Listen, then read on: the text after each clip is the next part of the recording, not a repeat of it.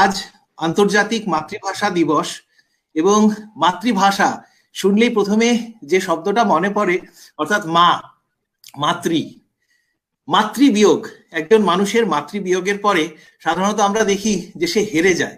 তার জীবনে যখন কোনো কঠিন পরিস্থিতি আসে সাধারণ মানুষ হেরে যায়।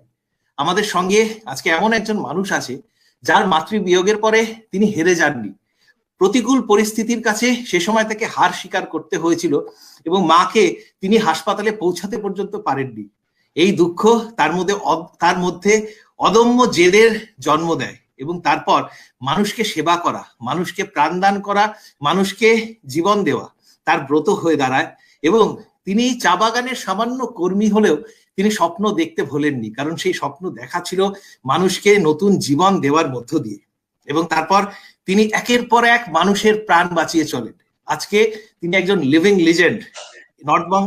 উত্তরবঙ্গ তথা জলপাইগুড়ি তথা বাংলা তথা ভারত এবং ভারতের সীমানা ছাড়িয়েও তার সমস্ত কর্মকাণ্ড স্বীকৃতি পেয়েছে। সেই পদ্মশ্রী বাইক অ্যাম্বুলেন্স দাদা করিমুল হক সাহেব আজকে আমাদের সঙ্গে উপস্থিত রয়েছে। ওনাকে অনেক অনেক অনেক স্বাগত জানাই। এবং সেই সঙ্গে উপস্থিত রয়েছে আরেকজন মানুষ যার জীবনটাও খুব অনুপ্রেরণার।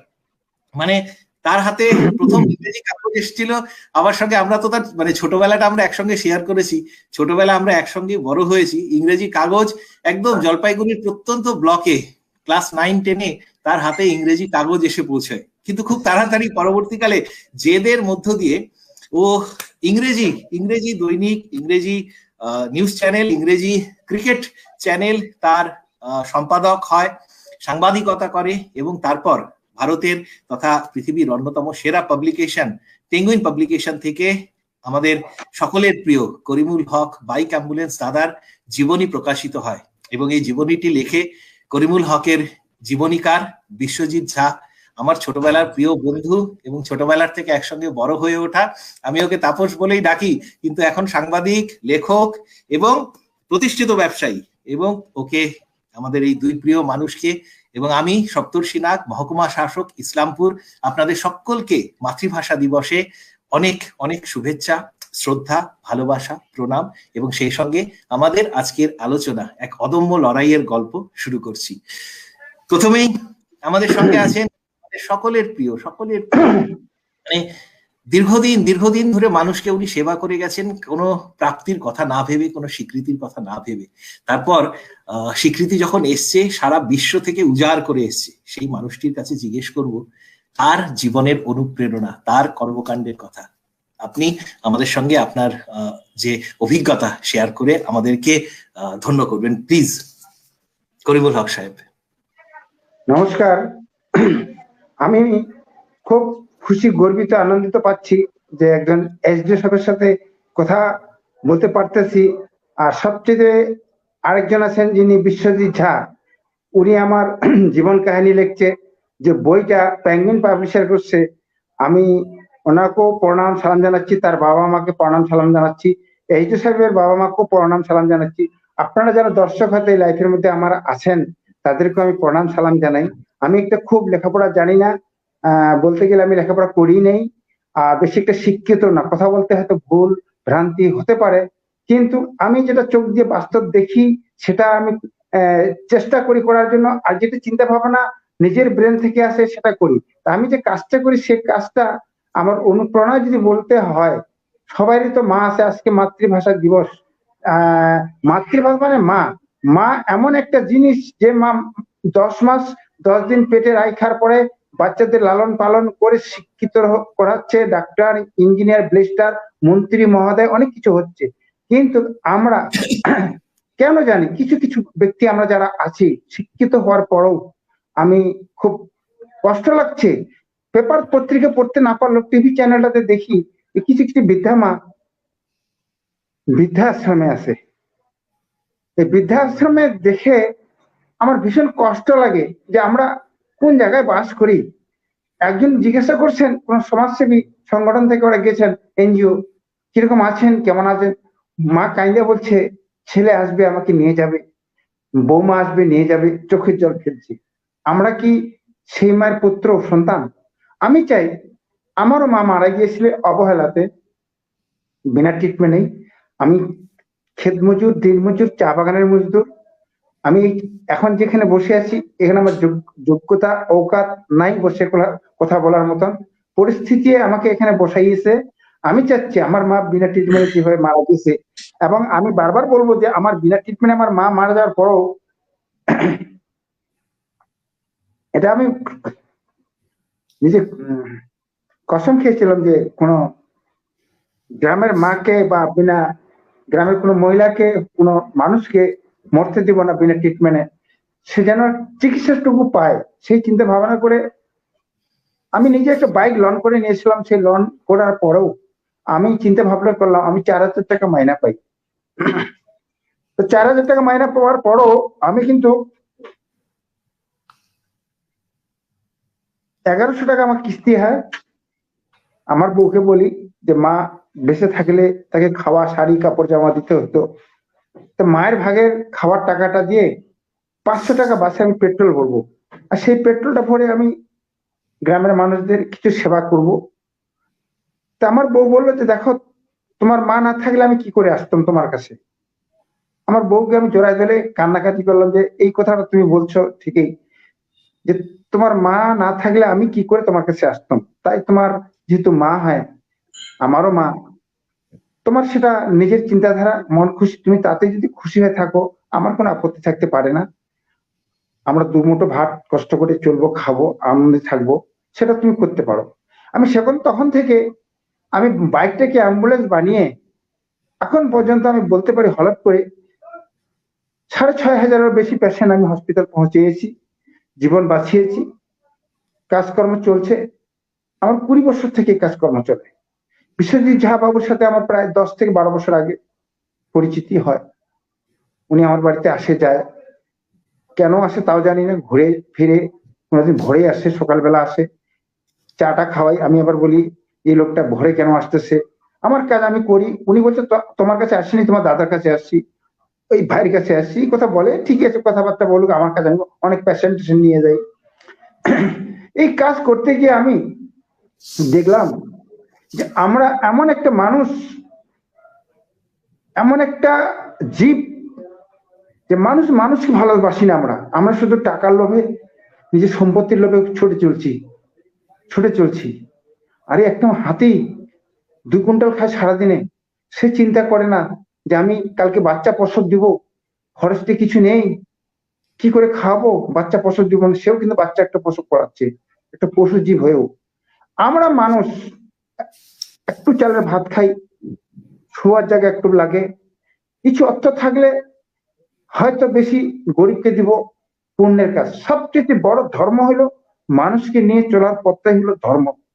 দেব দেবী, নামাজ, রোজা সব থাকবে আমাদের কাছে, সব থাকবে, কিন্তু ওনারা তো বলছে ধর্মগ্রন্থের মধ্যে যে মানুষকে ভালোবাসো, মানুষের সাথে থাকো, আর মানুষকে নিয়ে চলার পথটাই আমাদের দেশের বৈচিত্র্য অনুষ্ঠান।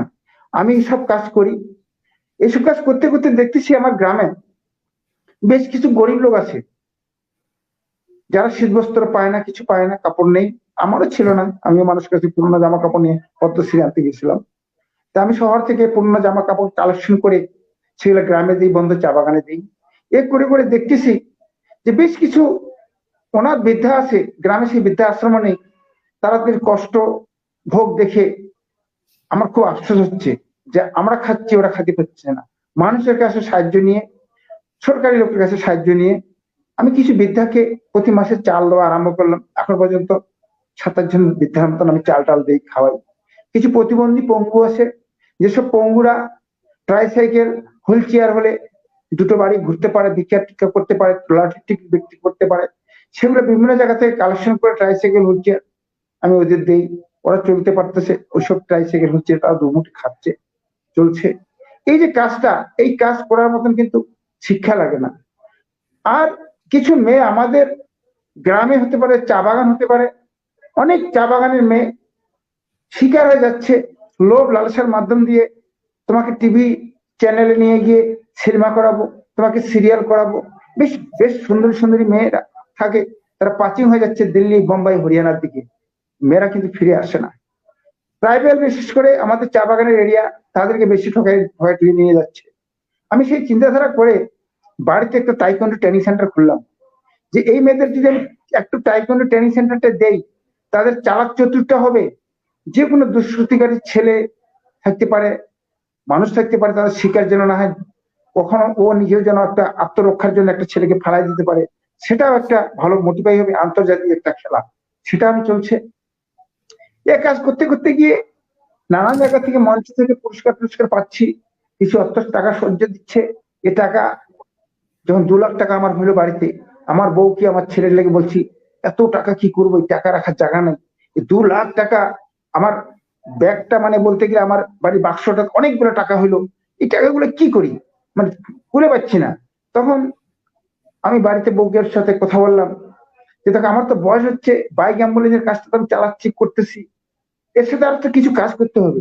একটা বাইক অ্যাম্বুলেন্স হলে চলবে না, আমি একটা লোককে আমি হসপিটাল পৌঁছাচ্ছি, পরে আরেকটা ফোন করতেছি অর্ধেক রাস্তায়, আমার ছেলের এই হয়েছে, এই অ্যাক্সিডেন্ট হয়েছে, সেই হয়েছে। তা আমি একটা লোক কতটুকু কি করবো? তো একটা স্টেশন তৈরি করতে হবে, যেরকম ট্রেনটার মধ্যে মানুষ দিকে একটা স্টেশন তৈরি করতে হবে, সেই রকম আমি একটা বাড়িতে ফার্স্ট এড হসপিটাল বানাবো। সেই ফার্স্ট এড হসপিটালটা হবে কাজ কি, যে এত এরিয়া যত লোক অ্যাক্সিডেন্ট হতে পারে, অসুখ হতে পারে, রোগ হতে পারে, সেটাকে আমি এখানে আনবো, আইডেন্টিফাই করে কোন ডাক্তারের কাছে পাঠাইতে হবে, কোন হসপিটালে পাঠাইতে হবে, সেটা আমি করতে হবে। যেহেতু আমি জলপাইগুড়ি থেকে বড় বড় ডাক্তারদের কাছে ট্রেনিং প্রাপ্ত নিয়েছি, কিভাবে ফট করে একটা লোককে অ্যাক্সিডেন্টে রক্ত বাইরে যাচ্ছে, অ্যাক্সিডেন্টে সেলাই কোথায় করতে হবে সেটুকু আমি শিখছি, ড্রেসিংটা শিখছি, লেমনেজার দেওয়া শিখছি, থ্যাটিস্কোপটা কিভাবে ধরে বুকের মধ্যে সুই সুই করতে হয় কি না করতে হয়।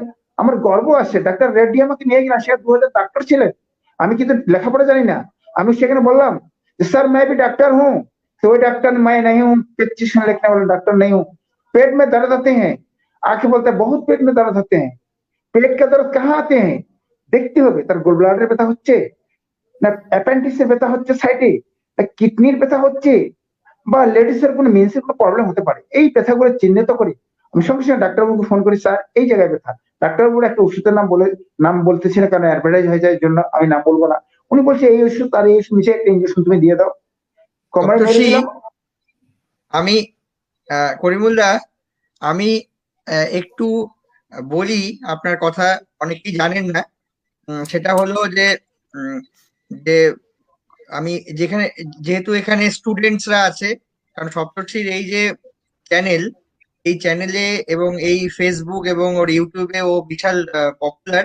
এবং সবচেয়ে বড় ব্যাপার, যেভাবে ও গাইড করছে বিভিন্ন স্টুডেন্টসদের ফ্রিতে, বিনা কিছু ইনসেন্টিভসে, সেটা আমি বন্ধু হিসাবে ওর গর্বিত। কারণ আমরা অনেক খারাপ সময় একসঙ্গে থেকেছি, একসঙ্গে দুজন দুজনকে কাছ থেকে চিনি। আমাদের স্ট্রাগলের গল্প করলে একটা সেশন লাগবে, আমরা আমরা স্ট্রাগল নিয়ে একটা সেশন করবো, কারণ অনেক অনেক আমাদের আমাদের কষ্টগুলো, মানে আমরা এখন আজকে পদ্মশ্রী করিমুল হক দাদা আমাদের সঙ্গে আছে, বিশ্বজিৎ একজন পেঙ্গুইনের একজন অথার, আমি এখন এসডিও, মানে আমরা অনেকেই শুধু বাইরের রূপটাকে দেখবি, এই পিছনে আসার জন্য এর পিছনের যে কষ্টগুলো, সেগুলো একদিন আমাদের পুরো সেশন দূরে শেয়ার করতে লাগবে। এবং হ্যাঁ প্লিজ প্লিজ, সেটা আমরা আলাদা সেশন করব। স্টুডেন্টসদের বলি যে আমরা সপ্তাহে একটা আলাদা সেশন হবে। আজকে একটা স্পেশাল দিন, এবং এই স্পেশাল দিনে একটা স্পেশাল মানুষকে আমরা পেয়েছি। অনেকে আমাকে এই কোয়েশ্চেনটা করেন যে হঠাৎ করে আপনি লিখলেন করিমুল হক নিয়ে, কেন লিখলেন? তো আমি ছোট্ট করে বলে দিই যে করিমুলদার সাথে আমি যখন দিল্লি থেকে চাকরি ছেড়ে আসি, যে আমিও আমার গ্রামের, নিজের মানুষের, গ্রামের আশপাশে, নর্থ বেঙ্গল ওভারঅল কিছু করব মানুষের জন্য। কারণ বাইরে অ্যাচিভমেন্টটা, সত্যি কথা বলতে গেলে, বাইরে যখন দিল্লিতে যাই করছি, যতটুকু অ্যাচিভমেন্ট হয়েছে, কোথাও গিয়ে শান্তি ছিল না, মনে হতো যে যে নিজের জায়গায় কিছু করতাম, নিজের মানুষের জন্য কিছু করতাম। তো যখন ফিরে আসলাম, সেই সময়টা সপ্তর্ষি খুব কাছ থেকে আমাকে দেখেছে। তো তখন হঠাৎ করে করিমুলদার সাথে দেখা হলো। তো নিজের অনেক সমস্যা, আবার নিজেকে এস্টাবলিশ করা, চাকরি ছেড়ে যখন করিমুলদার সাথে দেখা হলো, দেখলাম একটা অসাধারণ মানুষ। আমি একটা নিউজ পেপারে পড়েছিলাম, দেখা করতে গেলাম, দেখি এ তো সবচেয়ে সুখী লোক। তখন আমার মনে হতো আমি অসুখী, কারণ আমি আবার এস্টাবলিশ হবো কিভাবে। করিমুল দেখে দেখলাম সবচেয়ে সুখী লোক আমার দেখা। সে সবসময় মস্তি করছে, মজা করছে, মানে করিমুল দাকে মানে সিরিয়াস কোনো সময় দেখবেই না। আমি স্টুডেন্টসদের বলছি যে আপনারা দেখবেই না যে এই লোকটা কখনো একটু ডিপ্রেস মুডে আছে বা কিছু, সবসময় মজা, ফান। ওনার জীবনটা ফান, ওনার মজা, মানে ও মজা করে কাজ করছে। যে কোনো কাজ করতে গেলে সাফল্য পাওয়ার এটাও একটা আরেকটা ক্রাইটেরিয়া, যে যে কোনো কাজ করো, যত ছোট হোক যত বড় হোক, সেটা ইম্পর্টেন্ট না, বাট মজা করে করো, সেটার মধ্যে আনন্দ খুঁজে নাও। এই যে অনেকে চাকরি করে, বিভিন্ন কাজ করে, ওখানে ক্লিপ করে গিয়ে যে এটা ভালো না, ওটা ভালো না, কিন্তু করিমুলদার কোনো কোনো সময় কোনো সমস্যা নেই, কোনো সময় কোনো করিমুলদার দুঃখ নেই। কিন্তু না, মানুষটা এরকম একটা লোক যার দুঃখেই জীবন। মানে যদি সবাই বইটা পড়ে, বাইক অ্যাম্বুলেন্স দাদা অনলাইনেও পাওয়া যাচ্ছে, সমস্ত বড় বুক স্টোর গুলোতে পাওয়া যাচ্ছে, আর অনলাইনে অ্যামাজনে পাওয়া যাচ্ছে। তো সেজন্য এই লোকটার জীবন যদি কেউ পড়ে, দুঃখটাই জীবনে কনস্ট্যান্ট ওনার, আনন্দ থেকে দুঃখই ওনার প্রথম থেকে সেসব দুঃখে ভরা। তো এরকম একটা মানুষ। বাট তখন আমি একটা জিনিস রিয়েলাইজ করলাম যে আমাদের যদি খুশি হতে হয়, আমরা যদি খুশি হতে চাই রিয়েলি, যেটা আমরা সবাই চেষ্টা করছি, যে দিনের শেষে চাকরি পাওয়া বা জীবনে প্রতিষ্ঠিত হওয়া, কেন যে আমরা খুশিতে থাকতে চাই, সুখী হতে চাই। এই সুখী হওয়ার রসদটা কি? করিমুলদার কাছ থেকে আমি শিখলাম যে সুখী হওয়ার রসদ হচ্ছে লোকের উপকার করা নিঃস্বার্থ ভাবে। একদম একদম একদম যদি আমরা একদম। নিঃস্বার্থ ভাবে মানুষের উপকার করতে পারি, উইদাউট এক্সপেকটেশন, মানে কোনো এক্সপেকটেশন ছাড়া, তাহলে কিন্তু দেখা যাবে যে এর থেকে বেশি সুখী এবং খুশি কেউ নেই। আমরা গাড়ি বাড়ি চাকরি ভাবছি যে এগুলো হলে সুখ আসবে, বাট চাকরি হবে, মনে হচ্ছে চাকরি হলে হবে, কিন্তু হবে না। চাকরি করার পরে একটা সমস্যা বাড়বে আরো জীবনে। এই অনেকে কথাটাই চাকরিটাই একদম সলিউশন। শেয়ার করছি। মানে সাফল্যর তো কোনো শেষ নেই, অর্থেরও কোনো শেষ নেই। জেফ বেজোস কয়েকদিন আগে রিচেস ছিল, তারপরে এলন মাস্ক আসবে, তার আগে বিল গেটস ছিল। এইটা অর্থ থাকবে না, সাফল্য যত উপরে উঠবে তত মনে হবে আরো আরো কিছু পেতে চাই, আরো আরো আরো। হ্যাঁ, কিন্তু দিনের শেষে কোনো শেষ নেই। এবং চাকরি পেলে, আমি বললাম, চাকরি পেলে জীবনে যত আমরা অ্যাচিভমেন্ট করব, আমাদের আরো অ্যাচিভমেন্টের দিকে মানে মন যাবে, এবং শান্তি কোনোদিন পাবো না। তো আমি আমার সেকেন্ড বইটা সেজন্য সেটাই লিখেছি, এটা একটা নভেল। ওটা আমার মেইন সেন্ট্রাল যে থিম, মূল যে থিম, সেই থিম হলো যে আপনি মানুষের জন্য কাজ করুন, কোনো কিছু আশা করা ছাড়া, এক্সপেকটেশন ছাড়া, আশা ছাড়া, আপনি সুখী হবেন। কারণ প্রত্যাশা যখনই করবেন, তখন লোকটা ফেরত যদি না দেয়, আপনার কষ্ট হবে। করিমুলদা অনেকের জন্য করেছে, অনেকে করিমুলদাকে সে ফেরত দেয় না, মনেও রাখে না, উল্টো খারাপ বলতে পারে। তো বইয়ের লিঙ্কটা এড়িয়েছি। বইয়ের লিঙ্কটা একটু পরেই শেয়ার করবো, আলাদা করে ফেসবুক পোস্টে আমি বইটার সম্পর্কে আমার নিজের রিভিউ এবং বইয়ের লিঙ্কও শেয়ার করব। বইটার নাম বাইক অ্যাম্বুলেন্স দাদা, করিমুল হক, অথার বিশ্বজিৎ ঝা। পেঙ্গুইন পাবলিশার্স থেকে এই বইটি কিছুদিন আগেই প্রকাশ পেয়েছে, জানুয়ারি মাসে। অ্যামাজন, ফ্লিপকার্ট, অ্যামাজনে প্রেফারেবলি, এবং বিভিন্ন লিডিং স্টোরে, যেহেতু পেঙ্গুইনের বুক সুতরাং limited distribution, limited but very rich distribution, এবং সেই অনলাইন অ্যামাজন প্ল্যাটফর্ম থেকে তোমরা বইটিকে নিতে পারো। করিমুল হক সাহেবের জীবনের মানে অনেক না জানা কথা সেই বইটার মধ্যে পাবে, এবং সেটা লিখেছে আমার ছোটবেলার বন্ধু এবং আমার সমস্ত কষ্টের সাথী আর কি, তারপর সেই বিশ্বজিৎ ঝা। হক সাহেবের সামনে আমার একটা মানে প্রশ্ন, আজকের এই যে দেখনদারির দুনিয়া, মেকি দুনিয়া, যেখানে ফেসবুক, হোয়াটসঅ্যাপ স্ট্যাটাস মানুষের, তার জন্য মানুষ লড়াই করছে আর কি, দিনের শেষে মানুষ কি স্ট্যাটাসটা দেবে তার জন্য লড়াই করছে, এরকম একটা দেখনদারি চাকচিক্যে ভরা দুনিয়ার মাঝখানে এরকম একটা সাদামাটা নির্মল হাসি, নিজের মনে হয় যে কথাগুলো সেই কথাগুলোই আপনি বলেন, যখন যেটা যাকে সাহায্য করতে ইচ্ছে হয়। একটু আগে আপনি মানে এই লাইফটা শুরু হওয়ার আগে আপনার মানে সম্মান যেগুলো আপনি পেয়েছেন, তাতে আপনার একটা ঘর পুরো ভরে জায়গা নেই আর কি। তারপরে আপনার যে নার্সিং হোমটা আপনি করেছেন, একটু পরে আমি মানে আপনাকে অনুরোধ করব, আমরা তো করিমুল হকের সেই সংগ্রামের কথাটা শুনলাম, স্বীকৃতির পরেও করিমুল হক যে এতটা, কারণ আমরা যখন সম্মানটা পেয়ে যাই তারপরে তো আমরা ভাবি বাহ আমি কত কিছু হয়ে গেছি, মানে আমার এখন আমার মানে আমরা উপরে উঠতে থাকি, শুধু হাওয়ায় ভাসতে থাকি, কিন্তু আপনি কিন্তু এখানে থেমে থাকেননি। তারপরে আপনি মানুষের জীবনকে যেমন বাঁচাচ্ছেন, তেমনি তার পাশাপাশি আপনি আপনার আশেপাশের ছেলে মেয়েদের, তাদের কর্মসংস্থান, তাদের রুজি রুটি যোগানের ব্যবস্থাও করছেন। আমি করিমুল হক সাহেবের কাছে মানে এটা সবার জন্য আমাদের একটা নতুন রকমের অভিজ্ঞতা হবে, আপনি যে হসপিটালটা করেছেন সেই হসপিটালটা আপনার বাড়ির সব পাশেই লাগোয়া নার্সিং হোমটা, এবং সেটাতে পুরো ফ্রিতে আপনি চিকিৎসা করে থাকেন, এবং তার পাশে সাধারণ ছাত্রছাত্রী যারা রয়েছে বা আপনার গ্রামের মানুষ, তাদের জন্য একটা কর্মশালা, ওয়ার্কশপ মতো তৈরি করেছেন। একবার যদি আমাদের সবাইকে একটু দেখান, এবং সেই সঙ্গে পদ্মশ্রী সমেত আপনার সমস্ত যে সম্মানগুলো পেয়েছেন একটু যদি আমাদের ভিউয়ারদের সঙ্গে শেয়ার করেন, আমরা বাধিত হব। অনুরোধ আপনাকে, আপনি যদি আপনার পুরো জায়গাটার একবার আমি ট্যুর আগে করান। ফার্স্ট একটা কথা বলবো, আপনি বলছেন আমি পদ্মশ্রী পেয়েছি, এত সম্মান আমার না। আমি একটা প্লেয়ার, ধরুন একটা বিদেশ থেকে আমাদের বিরাট কোহলি ধোনি একটা প্রাইজ নিয়ে আসে, আমরা কিন্তু হাতে তালি মারি যে আমার প্রাইজ। আমি প্লেয়ার, মানুষের জীবন নিয়ে খেলা করি, পুরস্কার সব আপনাদের উত্তরবঙ্গবাসী, দেশবাসী, বাংলাবাসীর জন্য। আমি কিন্তু প্রাইজ, আমি পদ্মশ্রী পেয়েছি, আপনি তো শুনলে অবাক হয়ে যাবেন, আমি লেখাপড়া জানি না।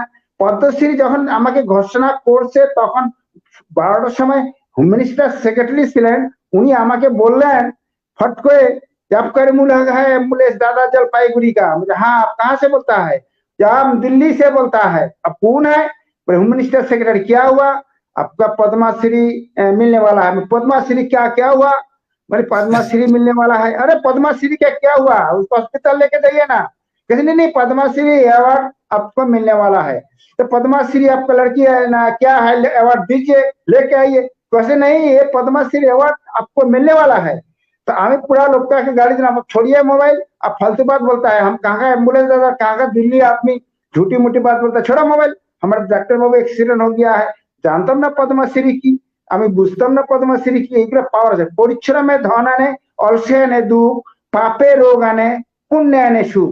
পরিশ্রম আগে করতে হবে, তারপর কি পাবার কি না পাবো পরে। কেউ যদি ভাবে যে আমি কিছু পাবো তার আশায় করবো, সেজন্য এসব কাজ না করে, সে যেন স্কুল বইও না পড়ে। কারণ বই পড়ে যদি ভাবে যে আমি চাকরি করব, আমি করবো, এইসব কাজ করতে গেলে স্যার এটা কিন্তু অ্যাকচুয়ালি মন, বিবেক, আবেগ কি দিয়ে মানুষকে ভালোবাসতে গেছে। আজকে স্বামী বিবেকানন্দ ওইটুক বসে দেশটাকে কাঁপাই দিয়ে গেছেন। উনি বলছেন এমন একটা দাগ কেটে যাবো যে ছোট ছোট বাচ্চারা যেন এটা ইতিহাসের পাতায় ধরে রাখতে পারে। আজকে স্বামী বিবেকানন্দ, মাইকেল মধুসূদন, নজরুল ইসলাম, যারা মহাপুরুষ ছিলেন, যারা ইতিহাস রেখে গেছেন, সেই ইতিহাসগুলো যেন আমরা ধরে রাখার চেষ্টা করি। যারা ইয়ং ব্যাচ আছে, যারা যুবক আছে, তারা যেন দেশটাকে যদি শক্ত করে, যদি এরা যদি একটা সায়েন্টিস্ট হয়, আর একটা ইঞ্জিনিয়ার হয়। আজকে বিশ্বজিৎ ঝা বাবু আমার বই লাগবে, আমি জানতামই না যে বিশ্বজিৎ ঝা বাবু বই লাগবে। আমিও অনেকে বলছি ডেলি লোকটা আসে কেন আমার বাড়িতে, ডেলি 2 দিন পর 4 দিন পর আসতেছে, ভরে আসতেছে। আর এগুলো খুঁচায় খুঁচায় দাদার কাছে খবর টবর নিয়ে এখন বলছে তোমার নামে একটা বই লিখছি। কি ভাই বই লিখছো? তা আমি অত গুরুত্ব দিইনি বইয়ের কি বইটা। আমি বলছি দেখো কি লেখো লেখো। তখন বলছে তো ইংলিশে বই এসে, ইংলিশে ভাষা বুঝি না, কিছু বুঝি না। আমি ইংলিশ শুধু বিদেশ, আমেরিকা, ইংল্যান্ড, ফ্রান্স থেকে অনেক ফোন ঢুকে আমার কাছে, এখনো ঢুকে। কোন লোকের কাছে, কারো কাছে জেনে নিচ্ছি যে ভাই 2-3টে শব্দ আমাকে শিখে দাও, আমি ওদেরকে কথাগুলো ধরে উত্তর দিতে পারি। এই কালকে আমাকে বেলজিয়াম কোথায় আছে আমি জানি না, বেলজিয়াম করিমুল হক বলে দাদা বাইগাম বলে ইংলিশ বলতেছে।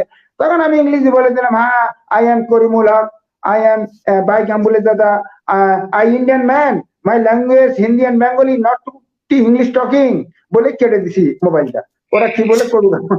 আন্তর্জাতিক মাতৃভাষা দিবসে এর চেয়ে বড়, এর চেয়ে বড়, এর চেয়ে বড় বাংলা ভাষার স্বীকৃতি আর কিচ্ছু হতে পারে না। তাই তো আমি বলি, আমরা বাঙালি, আমি অনুরোধ করবো, প্রত্যেক বাঙালিকে অনুরোধ করবো, আমরা যেন বাংলা ভাষাটা, মাতৃভাষাটা যেন ধরে রাখতে পারি। আমরা যেন আন্টি, মিন্টি, পিন্টি, পিসিমা না ডাকি। মানে আমরা সবসময় যেন পিসিমা, দিদিমা, কাকিমা এই ডাকটা যেন আমরা শিখাই বাচ্চাদের। যখন বাচ্চারা শিখবে ইংলিশ ফিংলিশ, তখন তো অপ্রত্যেক ইংলিশের কথা বলতে হবে। দেশ চলতে গেলে, রাস্তা চলতে গেলে ভাষার দরকার আছে বিভিন্ন রকম, আমি জানি। কিন্তু মাতৃ যেটা ভাষা, যেটা আমার শিকড়, সেটা যেন আমরা ধরে রাখতে পারি। পিসিমাকে পিসিমা যেন রাখতে পারি, সেজন্য মাথাটা বুলাই দেয়, আরে বাবা বলে আয়। মাসিমাকে যেন মাসিমা বলতে পারি। সব জায়গায় মা শব্দটা যেন আসে, তার জন্য মাতৃভাষা, এই মাতৃভাষা যেন আমরা ভুলে না যাই। তাই সবাই যেন আমরা বাঙালির ঐতিহ্য, বাঙালির বার্তা, বাংলার পূর্ণ হোক, পূর্ণ হবে হে ভগবান, একটা আছে কবিতা, সেটা যেন আমরা ধরে রাখতে পারি। এটা যেন আমি প্রত্যেক বাংলাভাষীকে অনুরোধ করবো। আমরা তো এমনি ড্রেস, আমাদের ল্যাঙ্গুয়েজ, আমাদের প্যান্ট শার্ট সব আমেরিকা, চাইনিজ মডেল সব ঘুরি। কোথায় আমাদের যেন গেল ধুতি, কোথায় গেল আমার পাজামা পাঞ্জাবি, আমরা সব হারিয়ে যাচ্ছে। আমরা যেন শিকড়টা ধরে রাখতে পারি, বাংলা ভাষাটাকে ধরে রাখতে পারি। আজকে বাংলা ভাষার মতো মিষ্টি ভাষা কোথাও নেই। তাই আমি মনে করি বাংলার আমার হাওয়া, বাংলারই খাওয়া, বাংলারই দেশ, বাংলারই ভাষা। এই পূর্ণ হোক হে ভগবান, একটা কবিতা আছে, পড়ি নাই, কেউ পড়ছিল, আমি শুনছিলাম। তাই আমি বলি সব থেকে বড় জিনিস হলো আজকে মাতৃভাষার দিন। সাহেব আমার সাথে আপনি কথা বলছেন, বলবো যাই ধর্ম করুন না কেন, যাই শিক্ষা করুন না কেন, বাবা মাকে যখন বৃদ্ধা, বাবা মাকে দেখতে হবে, বৃদ্ধাদের মর্যাদা দিতে হবে, প্রবীণ লোকদের সম্মান দিয়ে চলতে হবে। এর নাম হলো শিক্ষা, এর নাম হলো দীক্ষা। আমরা নিজেই শিখলাম, নিজেই ইংলিশ কথা দিয়ে টকিং করলাম, আমরা ফরেনিক বিয়ে সাধিত হবে, বউ তো বান্ধব, কিন্তু মার তুলনা হতে পারে না, বাবার তুলনা হতে পারে না।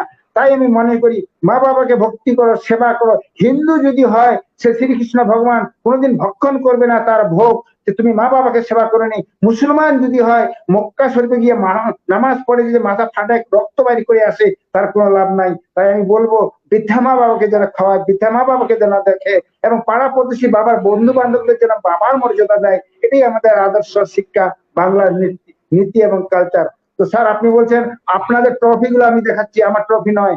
আমি একটা প্লেয়ার, আমি আরো খেলবো। শক্তি যতদিন ভগবান দিবে, রক্ত মাংসের শরীর, চরণে জানে মরণে ঠাই, আর যাহা মন তাহা যায়, চরণই জানবে আবার মৃত্যু কোথায় হবে। তাই এই ট্রফি গুলো নিয়ে আসছি। আর বিশ্বজিৎ যা ভাবু আমার যে বইটা লিখছে, আমি খুব খুশি এবং গর্বিত। পেঙ্গুইন, আমি পাখিটাকে দেখছি দুপাড়াটা হাটে, ওটাই আমি চিনি পেঙ্গুইন পাখি। পেঙ্গুইন কি আমি জানি না, ওই পাখিটা আমি জানি পেঙ্গুইন পাখি, বইয়ে দেখছিলাম। আর ওটার নাম বলতে পারি না, বইটার মধ্যে ওই পাখিটা আছে। তো আমি বললাম যে পাঙ্গিনটা পাখিটা কি, বলে পাঙ্গিনা। উনি বললেন যে এটা কোম্পানির নাম দিয়েছে পাখিটা। আমি ওইটা বুঝাইলে আমি বুঝছি, কিন্তু সবচেয়ে বড় জিনিস বুঝাটা বড় জিনিস নয়, শিখাটা সবচেয়ে অন্তরের মন দিয়ে, দিল দিয়ে মানুষকে ভালোবাসতে হবে, মানুষকে সেবা করতে হবে। মানুষের সত্য কেউ হতে পারে না। শিক্ষার নম্বর নিয়ে কালচার করবেন না, মানুষের মতো মানুষ তৈরি করুন বাচ্চাদের, তাইলে আমাদের দেশ চলবে, আমরা চলবো, মর্যাদার সহিত সবাই চলবো। তাই আমার প্রাইজ গুলা আমি যেগুলা আপনাদের জন্য নিয়ে আসছি আপনাকে আমি দেখাচ্ছি। এই একটা আমাদের দেখুন পুরস্কার, পদ্মশ্রীটা এই যে পুরস্কার আমার এগুলা দিয়েছে মানুষ, বিভিন্ন রকম সংগঠন, দাদাগিরি থেকে ধরে 24 ঘন্টা থেকে চ্যানেল ধরে যত টিভি চ্যানেল সব আছে, অনেক সংগঠন, অনেক রাজনৈতিক দল দিয়েছে, প্রচুর পুরস্কার পেয়েছি। এগুলা দেখতেছেন রাষ্ট্রপতি থেকে ধরে যত আছে, প্রধানমন্ত্রী আরো অন্য আছে, সব এগুলো আছে। এমন কিছু রাখার জায়গা নেই। এই যে দেখতেছেন বিএসএফ কমান্ডার হইতে পুলিশ, আমি আমার মতো প্রচুর পুরস্কার। এই পুরস্কারের কোনো নাই জায়গা যে কোথায় রাখবো, ডেলি পুরস্কার আছে। এত পুরস্কার এই আমেরিকা থেকে, এই দেখুন এটা একটা ইন্ডিয়ান ছেলে আমেরিকা থেকে, উনি এখানে আমেরিকার একটা পুরস্কৃত দিয়েছে, সাথে কিছু অর্থও দিয়েছে। আর এই যে অমিতাভ বচ্চন কোন বানেগা করোড়পতি, এটা আছে, এরকম প্রচুর আছে। এবং আমার তার সাথে ভারত ওয়ার্ল্ড রেকর্ড করছি, সেটা আমার ভারত ওয়ার্ল্ড রেকর্ডে আছে এখানে। আচ্ছা আচ্ছা আচ্ছা, হক সাহেব এক মিনিট। ওই যে কৌন বনেগা করোড়পতিতে আমার একটা ছোট্ট প্রশ্ন আছে।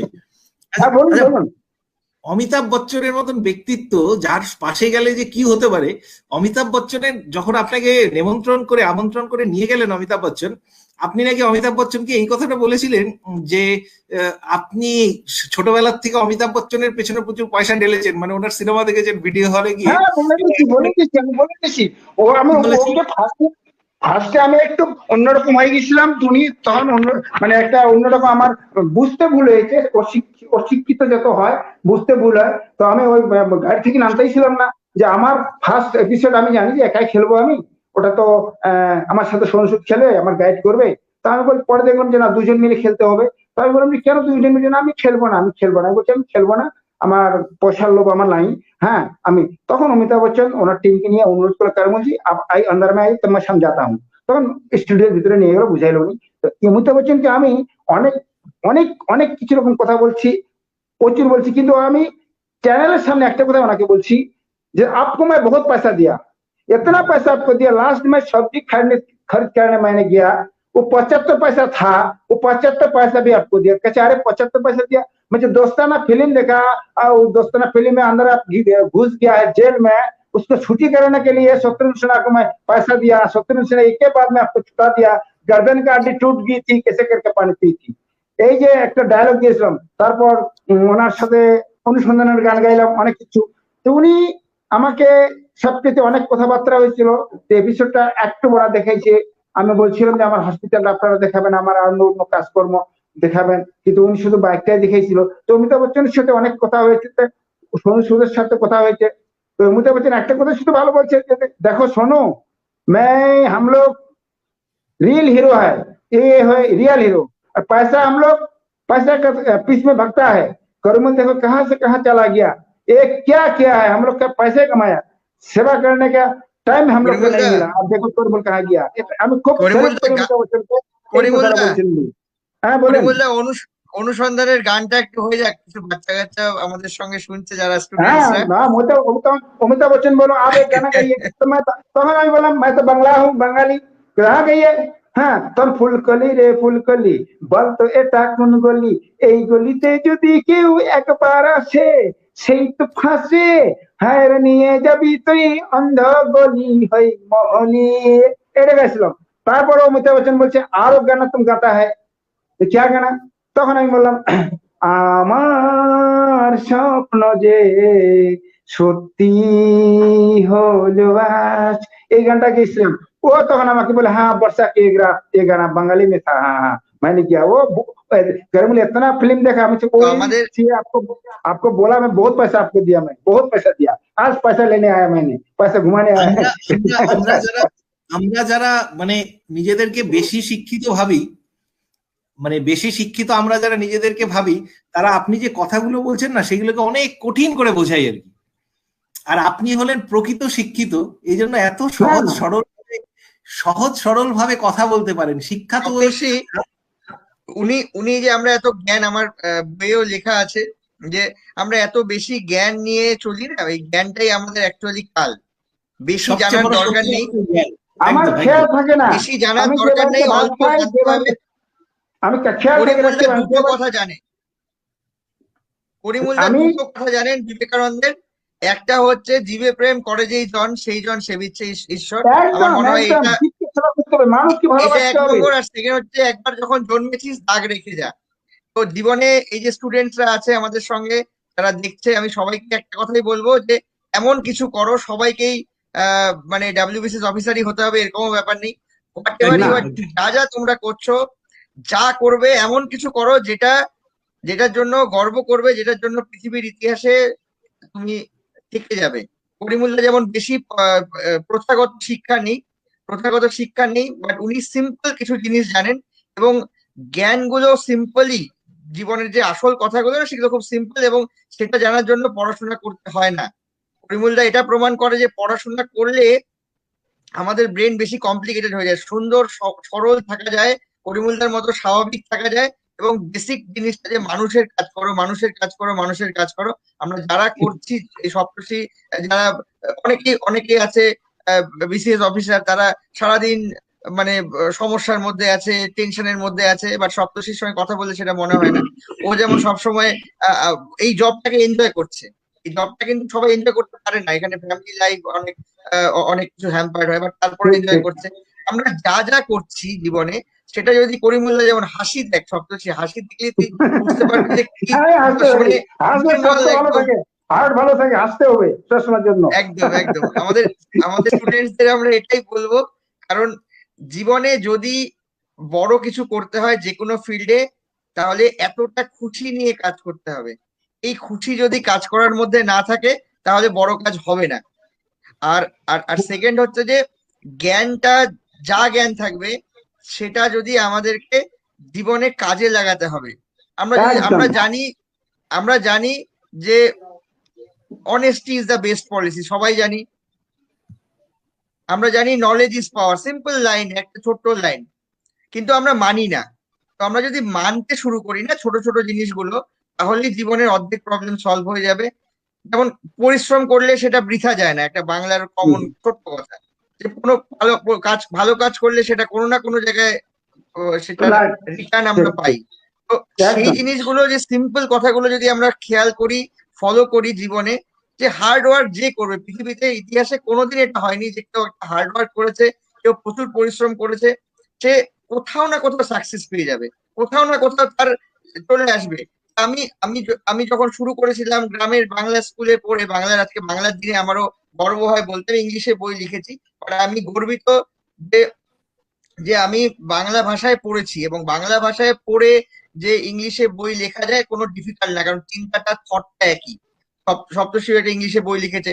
তো বাংলাটা, ল্যাঙ্গুয়েজটা ইম্পর্টেন্ট না, ইম্পর্টেন্ট হচ্ছে যে নলেজটা, ইম্পর্টেন্ট হচ্ছে যে আমরা একদম কিভাবে ভাবছি, বিবেকটা, নলেজটা, ব্রেনটা, এবং আমার ভাবনাটা মানে প্রত্যেকটা উপলব্ধি, বড় ভাবায় নিয়ে যাবে একে। প্রত্যেকটা উপলব্ধিটা বড় আমরা আমরা মানে একটু একটা ইম্পর্টেন্ট কাজ আর কি, আমরা মানে বাইক অ্যাম্বুলেন্স দাদার মানে পুরস্কার সম্মানগুলো দেখছিলাম। সম্মানটা কিন্তু শুরু হচ্ছে, অনেকেই জানে না, দাদার ঠিক বাদিকে বুকের উপরে যেটা রয়েছে সেটা সম্পর্কে একটু বলুন দাদা। অ্যাকচুয়ালি দেখুন, এই যে এটা হলো দেশের 4র্থ নম্বর পুরস্কার। ভারতবর্ষের 4টা পুরস্কার হয়, পদ্মশ্রী, পদ্মভূষণ, পদ্মবিভূষণ, ভারতরত্ন। আমি ভারত সরকারের কাছ থেকে 4 নম্বরটা নিয়ে আসছি, পদ্মশ্রী। পদ্মভূষণ, পদ্মবিভূষণ, ভারতরত্ন আছে। এখন যারা যুবক ছেলে যারা আছে তারা যেন এই কাজের মধ্যে হতে পারে, খেলার মধ্যে হতে পারে, দেশের যে কোনো ভালো কাজ করলে এসব পুরস্কার পাবে, তাদেরকে আমি আশীর্বাদ করতেছি। তোমরা নিশ্চয়ই লেখাপড়া করে এগিয়ে গিয়ে জ্ঞান অর্জন করে দেশের জন্য, মানুষের স্বার্থে তোমরা কাজ করো, নিশ্চয়ই তোমরা পদ্মশ্রী, পদ্মভূষণ পাবে, এই আশা আকাঙ্ক্ষা আমি রাখি। কারণ আমার বুকে যেটা আছে এটা হলো ভারতবর্ষের 4র্থ পুরস্কার পদ্মশ্রী। সামনে আছে লেখা পদ্মশ্রী, পিছনে আছে অশোক স্তম্ভ। এই পুরস্কার অর্থাৎ আমার নয়, এটা আপনাদের পুরস্কার। আমি চাই শুধু পুরস্কারটা, পদ্মশ্রী পুরস্কারটা পেয়ে যে আমি বসে থাকবো সেটা নয়, এটা পুরস্কারটা দিয়েছে আমার কাজটা যেন আরো এগিয়ে যায়, আমি যেন আরো এগিয়ে যেতে পারি, আনন্দ করে আরো যেন বাড়াইতে পারি, সেই নিয়ে আমি এখন এই পদ্মশ্রী পুরস্কার পাওয়ার পর বাড়িতে একটা হসপিটাল তৈরি করেছি, এসব জিনিস তৈরি করতেছি। আমি চাচ্ছি যে এই সব পুরস্কার সরকার আমাকে মর্যাদা দিল, সম্মান দিল, এই সম্মান তো রক্ষা করতে হবে আমাকে। এই সম্মানের রক্ষার স্বার্থে আমি বসে থাকি না। আমাদের যতক্ষণ শরীর চলবে বসে থাকার টাইম নেই, ফালতু যেখানে সেখানে কথা বলার টাইম নেই, কাজের মাধ্যমে এগোতে হবে এবং মানুষের স্বার্থে করতে হবে। নিজের সংসার ঠিক মতন দেখবো, নিজের পরিশ্রমটা করব, যতটুকু আয় হয় ব্যয় হয় সংসারে কাজে লাগাবো, বাকিটুকু যদি অর্থ বেশি থাকে গরিবকে দান করব, দিব, সেটা নিয়েই ভাবনা চিন্তা আমাদের। আমাদের বড় কিছু করার ভাবনা করার দরকার নেই। বড় কিছু ভাবনা যখন করতে হবে একটা স্টুডেন্টকে করতে হবে, যে আমি এখন স্টুডেন্ট আছি, আমাকে এগোতে হবে।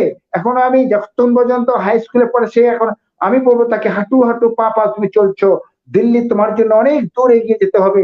তার জন্য সেই ছাত্রটাকে, একটা বাবা মাছ কিনতে গিয়ে মাছটা সে কিনে না, আমার ছেলেকে টিউশনি পয়সা দিতে হবে। একটা বাবা খাওয়ার ইচ্ছা করতেছে ভালো একটা জিনিস, মিষ্টি সে খাচ্ছে না বলে, না আমার ছেলেকে গাড়ি ভাড়ার পয়সাটা দিতে হবে। বাবার এই পরিশ্রমের টাকা ছেলে পেলেদের কাছে শিক্ষার সাথে ব্যয় করে, আর সেই ছেলে পেলে যদি ঠিক মতন মনের আবেগকে দিয়ে যদি তারা লেখাপড়া না করে, যদি উনি বলে টাইটেলটা যদি নেয় আমি লেখাপড়া করি, আমি স্কুল করি, তাহলে কিন্তু হবে না বাবা। আমি এখনো বলছি, পরিশ্রমে ধন আনে অলসে আনে দুঃখ, পাপের ওখানে পুণ্য আনে সুখ। এই পয়সা যেন বাবার নষ্ট না হয়, বাবার পয়সা যেন ঠিক মতন কাজে লাগে এবং উজ্জ্বল করে। আজকে জ্বলন্ত প্রমাণ দিচ্ছি, 2জন লোকের সাথে কথা বলছি, নিশ্চয় তার বাবা মারা নেক খেয়েছে, নেক খাওয়ার পর নেক ভালো মতন তাদেরকে শিক্ষা ট্রেনিং দেওয়ার পরে, যার সাথে আমি কথা বলতেছি একজন এসডিও হয়েছেন, দেশের মহকুমা শাসক, আমি স্যালুট করি আপনাকে। আর একজন হচ্ছে যিনি আমার বইটা লিখছেন পেঙ্গুইন, আমার ইতিহাস লিখছেন, আমার গর্ব আছে। আমি জানি যে মহাপুরুষদের ইতিহাস হয়, আমার মতন ডাস্টবিন গরিব মানুষের ইতিহাস তৈরি হয় নাকি।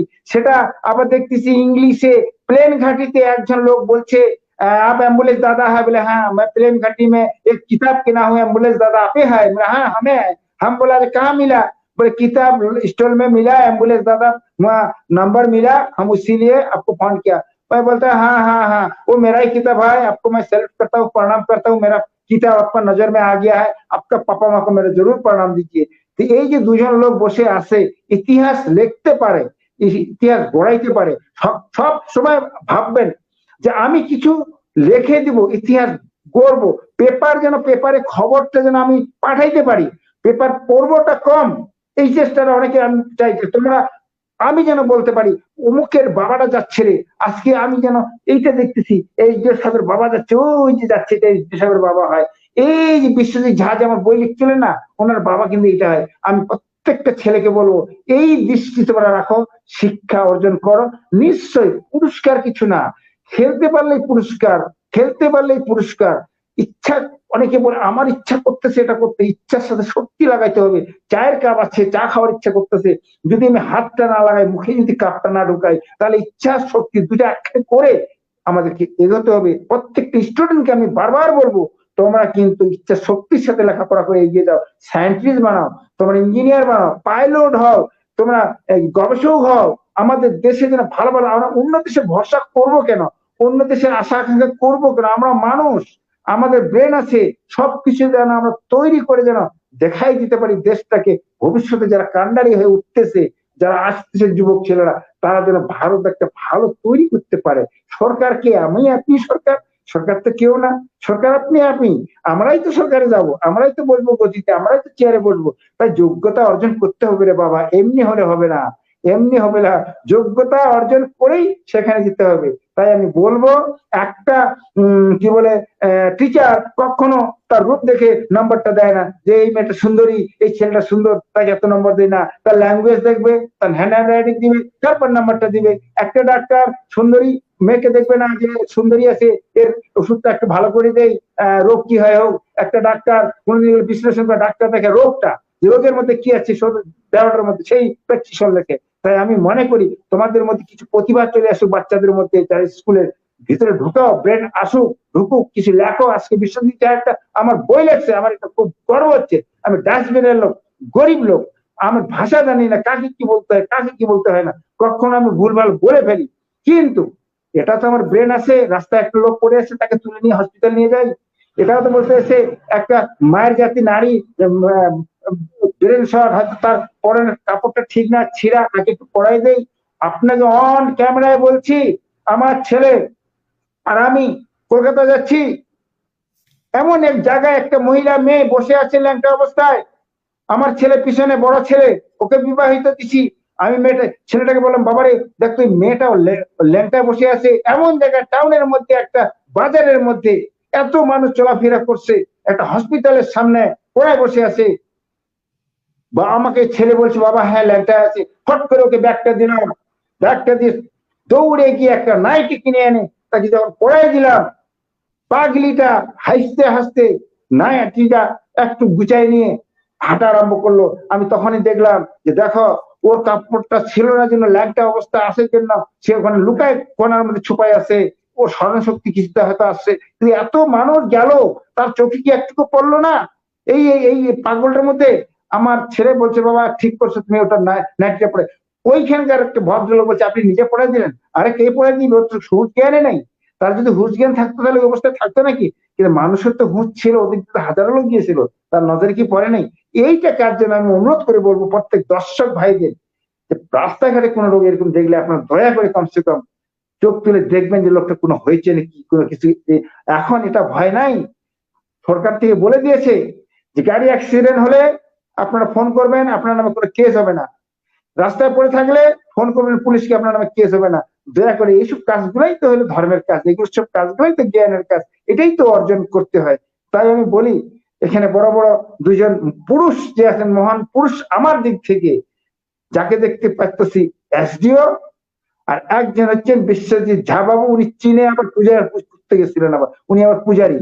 উনি আবার কিছু ধর্ম টর্ম বেশ বলে, ধর্ম ওটাই বলে, বিদ্যাং সর্বত্র গুচ্ছতে মাতা পিতা সর্বত্র পূজ্যতে নম যজ্ঞই সর্বত্র সত্য দেব দেবতা সর্বশক্তি রূপে নমস্তে ওম নমঃ নমঃ ওম শান্তি। বিশ্বজিৎ ঝা বাবু, আপনাকে আমি আশীর্বাদ করতেছি, আরো জ্ঞান অর্জন করুন, মানুষকে আরো জ্ঞান দেন আপনি, এটাই আমার অনুরোধ। আমি মানে তিন বছর, আমার 3 বছরের উপরে চ্যানেলটা হয়েছে, মানে 3 বছর ধরে অনেক কিছু শেখার চেষ্টা করছি বা অনেক কিছু শেখানোর চেষ্টা করছি। আমি সেটা পুরোপুরি ইনকমপ্লিট, কিন্তু আপনি 30 মিনিটের মধ্যে আমি এই 3 বছর ধরে যা শিখিয়েছি তার চেয়ে অনেক অনেক অনেক অনেক বেশি বাস্তব শিক্ষা আজকে আপনি আমার সমস্ত চ্যানেলের প্রত্যেককে দিলেন। এবং যেটা বললেন না, রাস্তার পাশে পাগলি মেয়েটির গায়ে কাপড়, সত্যি কথা। আমরা যখন যাই, আমরা সহানুভূতি দেখাই, আমরা দুঃখ করিস বেচারির ভাগ্যটা কি খারাপ, কিন্তু আপনি তার কাছে গিয়ে নিজে তার পরনে কাপড় পরান, মানে নারী জাতির প্রতি শ্রদ্ধা। It's awesome. মানে আমার মানুষের জ্ঞান সত্যি এরকম হচ্ছে, ভগবান এরকমই জ্ঞান দেয় মানুষকে। কি বলে মানুষ, আর একটু পাগল সে মেয়ে, আমার মায়ের যা ইজ্জতের দাম আছে তার তো হিসাব নেই।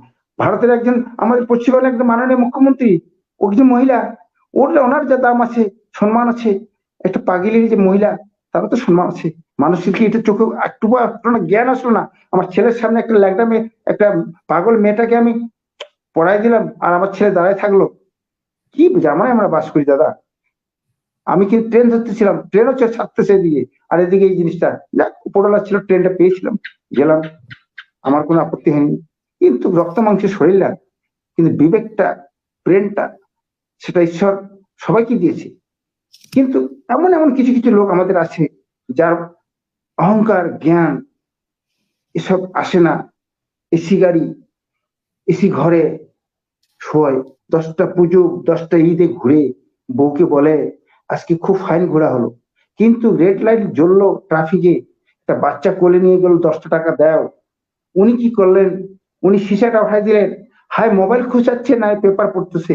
আর ওই লোক দেখবেন গাছের ঘোড়ায় টাকা দিচ্ছে, মুসলমান হলে কবরের ভিতরে টাকা দিচ্ছে, আর জিন্দা লোকটা বাচ্চাটাকে নিয়ে আসছে 10 টাকা, তুমি দিতে পারলা না, অথচ যার টাকার দরকার নাই তুমি সেখানে টাকা দিচ্ছ। এই কি তোমার শিক্ষার জ্ঞান? এটাই কি শিক্ষার জ্ঞান? অনেকে আবার বলে এদের অভ্যাস, এদের চরিত্র অভ্যাস, এইভাবে খায়। সত্যি এরা এইভাবেই খায়, এদের অভ্যাস।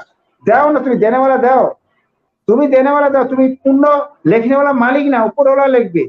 সে চোর হোক, ডাকাত হোক, যাই হোক, হাতটা পারছে তোমার কাছে ভিক্ষুক, সে তুমি দিয়ে দাও, পূর্ণ তো উপরওয়ালা লিখবে। তুমি বলছো এটা খারাপ, আমি দিব, তুমি পূর্ণ তুমি লিখতে পারো? এত অধিকার তোমাকে কে দিল? ঈশ্বর এত অধিকার দিয়েছে, তুমি পূর্ণ তুমি বিশ্লেষণ করতে পারো? শিক্ষিত এই জ্ঞান, এই বুদ্ধি। তাই এই প্রত্যেক শিক্ষিতকে বলবো না, কিছু কিছু আছে যারা করে, তাদেরকে আমি এই কথাটা বলছি। আমার চোখে যেটা লাগছে, দুঃখ পাচ্ছি আমি, যে না, আমার তো কিছু নেই, ডাস্টবিনের লোক, আমার পরনে যা আছে সেটাও মানুষের দেওয়া, আমার নিজের কিছু নেই। আমার যে এই যে চশমাটা পড়ছে সেটাও মানুষের দেওয়া, শরীরটা এটাও কেউ দান করছে, এটাও আমার নয়। পৃথিবীটা ছেড়ে আমাদের যেতে হবে, রঙ্গমঞ্চটা ছেড়ে যেতে হবে। নফরত কি দুনিয়া ছোড়কে প্যার কা দুনিয়া যেদিন আমরা চলে যাব, শেষ যাত্রা অন্তিম বিমান ভাই। আর কেউ কবরে ঠাই, আর কেউ শ্মশানে যায়। এই দিন মানুষের পেট ভরবে, রূপ থাকবে আর গৌর থাকবে। ওর সেই দিন যেদিন কবর শ্মশানে যাবে, সেদিন ওদের জ্ঞানটার হুঁশটা কিনবে। আমি বলছি এখনো জ্ঞান হুঁশ যাদের আছে, মানুষকে ভালোবাসুন, মানুষ রূপেই ভগবান হয়, নরূপে নারায়ণ দাঁড়ায় থাকে। মানুষকে ভালোবাসা শিখুন, মানুষকে ঘৃণা করবেন না কখনো। আমি অনেক লোকের আমি ড্রেসিং করি, পোকা লাগছে সেটাও আমি বলছি, টিভি চ্যানেলও বলছি। এই করোনা মহামারীর মাধ্যম দিয়ে আমার ছেলে আর আমি প্রচুর করোনার বাড়িতে সেন্ট্রি করা, প্রচুর করোনার বাড়িতে ঘরগুলোতে সেন্ট্রি করা, লকডাউনের মাধ্যমে মানুষকে কিছু কিছু আমি খাওয়াইছি। সেটা আমি খাওয়াইনি, মানুষ দিয়েছে বলে খাওয়াইছি, পিওনের কাস্টমার, আমার নিজের টাকা খাওয়াইনি, মানুষ দিয়েছে সেটা খাওয়াইছি। আর এই করোনার মাধ্যমে মারা গেছে একজন, কেউ ওর মেয়ের বাড়িতে মারা গেছে, কেউ আনে না, কোনো বডি কোনো আনে না, এত লকডাউন চলছে। আমার বাড়িতে এসে কান্নাকারা করতেছে ছেলেটা, যে মা আমার মারা গেছে, দাদা কি করে নিয়ে আসবো? কেউ 10ও আসে না, 20ও আসে না, সমাজও আসে না, আমার মাকে ধরে না, কি করে শ্মশানে নিয়ে যাব, কি করে আনবো? আমার বাইকটাতে করে, বাইক কার যেটা সাইড কার, নিয়ে চলে গেলাম, মহিলা বোট দিয়ে উঠাইলাম, ওঠায় আমার মোটরসাইকেলে তুললাম, হুচেল বাজাইতে বাজাইতে চলে আসলাম ওর বাড়ি। ওর বাড়ির লোক কান্নায় ভেঙে পড়লো, জড়াই ধরলো, শ্মশানে নিয়ে যাওয়া হলো, মেয়েটাকে, বৃদ্ধাটাকে শ্মশানে সৎকাজ করা হলো। এই করোনার মহামারীর মাধ্যমে কেউ কারো কাছে খাতির রাখে নেই। ঈশ্বর, আল্লাহ, ভগবান, আমার কিচ্ছু হয় নাই। অনেক করোনা রোগী নিয়ে গেছি, স্যানিটাইজ করছি হাটে বাজারে, আমার কিচ্ছু হয়নি। কারণ আমি এটা বারবার বলি যে পরিষ্কার পরিচ্ছন্নতা থাকবেন, এটা না যাহাতে গ্লাস করবেন করোনার মধ্যে অনেক, এটা করবেন, এটা সবটা জানা যায়। কিন্তু এই বলি কি সুস্থ একটা বৃদ্ধা মারা গেছে করোনার টাইমে, তার কি করোনা হয়েছে? হয়নি তো, ও বয়সের তাড়নায় মারা গেছে, সেটা আমি জানি, তার জন্য কিন্তু বডিটা আমি আইনে দিয়েছিলাম। এই যে বিবেক আবেগ মানুষের কাছে অনেকেরই নেই। এই বিবেক আবেগ যখন আসবে, আপনি শিক্ষিত, আপনি এসডি, উনি লেখক, শ্মশানের কবরে যখন যেদিন যাবে সেদিন বুঝবে যে মুজাটা, ওর ছেলেকে নাকি কোন রাজা বলছে, মরলে মুজাটা যেন পড়াই দিস বাবা, শ্মশানে যেন মুজাটা পড়ে আমি যাই। পুরোহিত বললেন हमारा शस्त्र में नहीं है कोई चीज लेने का, हुआ খালি বডি জানে পড়েগা। দেখুন কোটিপতি মুজাটাও নিয়ে যেতে পারলেন না, আরে কি রেখে যাচ্ছেন? আরে আপনি রেখে যাচ্ছেন, ধর্মে কি রেখা আছে? আপনি 10 লাখ টাকা রেখে যাচ্ছেন আপনার ছেলের জন্য, বউর জন্য, বাচ্চার জন্য। ছেলেকে কর্ম শিখেন নাই, তার জন্য আপনি টাকা রেখে গেছেন। আরে আত্মারও তো সাজা হয়, মুসলিম, হিন্দু, বৌদ্ধ যেই হোক না কেন সবারই আত্মা থাকে। যমরাজ বলবে তোমার সাজা শেষ, তোমাকে আমি স্বর্গে পাঠাবো কি মুসলমান হলে বেহেশতে পাঠাবো। ইনি খুশি আত্মা যে আমি কালকে যাবো, একটা হিসাব বাকি আছে, পৃথিবীতে যে টাকা রেখে আসছেন না, ওই হিসাবটা হলে কালকে আপনাদের পাঠিয়ে দিচ্ছি, মুসলমান হলে বেহেশতে আর হিন্দু হলে স্বর্গে পাঠাবো। কি খুশি আত্মা হয়ে যাবে। উনি হিসাব করে দেখলেন যমরাজ যে পৃথিবীর মধ্যে 10 লাখ টাকা রেখে গেছেন, ছেলেরা ভাগ করে নেওয়ার পরে 300 টাকা পাপ কাজে লাগিয়েছে। তাই যমরাজ বললেন যে আপনি যে টাকাটা রেখে আসছেন তার জন্য আপনার ছেলে পাপ কাজে টাকা লাগিয়েছে, আপনি আর যেতে পারছেন না, আপনি নরকেই ঢুকলেন। তাই আমি বলবো ছেলেকে কর্ম শিখেন, কর্মই হলো ধর্ম। টাকা রেখে যাবেন, এরকমই অবস্থা না হলে মানুষ ছেলে কর্ম শিখেনি, 10 লাখ টাকা খরচা হওয়ার পর হাত পাতবে। কর্ম শিখেন আপনারা, বারবার বলছি, ছেলে মেয়েদের কর্ম শিখবেন, ব্যবসা শিখাবেন, টাকা জমা করে লাভ নেই। একটা এটাই হলো একটা বিচার। প্রশ্ন একটা প্রশ্ন আমাদের বলুন। অ্যাম্বুলেন্স দাদাকে এবং সেই সঙ্গে আমার বন্ধু বিশ্বজিৎ দুজনকেই একটা প্রশ্ন করব। মানে সবচেয়ে বেশি আমাকে এই প্রশ্নটাই আমার মানে যারা এই চ্যানেলকে ফলো করে আমাদের পরিবারের সদস্য তাদের কাছ থেকে আমি পাই। মূলত যে কোনো কম্পিটিটিভ পরীক্ষাতে যারা বসে, প্রতিযোগিতামূলক পরীক্ষাতে, এটা যেহেতু একদিনের একটা প্রসেস নয়, অনেকটা দিন সময় লাগে, মাঝে মাঝে ব্যর্থতা আসে, তারা অকৃতকার্য হয়, তখন চারপাশে মানে অনেকেই তাদের খারাপ কথা বলেন যে তোর দ্বারা হবে না, তুই চেষ্টা করিস না, মোল্লার দৌড় মসজিদ পর্যন্ত। এবং তারপর তারা অ্যাকচুয়ালি এই সমস্ত পারিপার্শ্বিকের কথা শুনে তাদের যে অনুপ্রেরণা সেটাকে হারিয়ে ফেলে এবং অনেক প্রতিভাবান একদম ছেলে। একদম স্যার, এইটা কথা একদম বলছেন। আমার কাছে কতগুলো প্যাশেন্ট আছে, আমি কিন্তু ডাক্তার না, স্টেথোস্কোপ লাগা রেখে দেখ তোর কিছু হয়নি, দাঁড়া সোজা দাঁড়া, সোজা দাঁড়া। তোর কি হয়েছে, বাড়ির লোককে তুই ঘাবড়াই দিচ্ছিস। প্যাশেন্টটা 2 মিনিটের 2 সেকেন্ডের জন্য মনে হয় যে ওর একটু অনেকটা স্বস্তি পাইলো। আমি যদি বলি ইয়ে মা কি করে নিয়ে আসছি, এই অবস্থা শেষ, কি করে নিয়ে আসলি একে, ও নিজে ভেঙে পড়বে। কিন্তু সবসময় এটা বলতে নেই তুই পারবি না, তোর ক্ষমতা নেই, অকাত নেই, এগুলো বলা যাবে না। তাকে উৎসাহ বাড়াইতে হবে, কাজ কর, এগিয়ে যেতে হবে, পিছনে চলবে না তোকে। নিশ্চয়ই ওরা কাজ করতে পারবে। মানুষকে কখনো হেউ করতে নেই, কাউকে করতে পারবে মানুষ, কিন্তু সাহস বাড়াইতে হবে তাদের, খুবই বিশ্বজিৎ লাগাইতে হবে। বিশ্বজিৎ যদি কিছু বলো। হ্যাঁ, করিমুল্লার লাইফ থেকে আমরা যেটা শিখতে পারি সেটা সব ব্যর্থতার সময় সবচেয়ে বেশি কাজে লাগবে। আমার জীবনেও যখনই কোনো ট্রাবল হয় তখনই আমি করিমুল্লার কথা ভাবি। কারণ একটা মানুষ যে ভালো করে নিজের খাওয়ার টাকা নেই, তিনি কি করে আহ, অন্যকে অন্যের বিপদে এগিয়ে গিয়ে এত বড় একটা কাজ করে ফেললেন।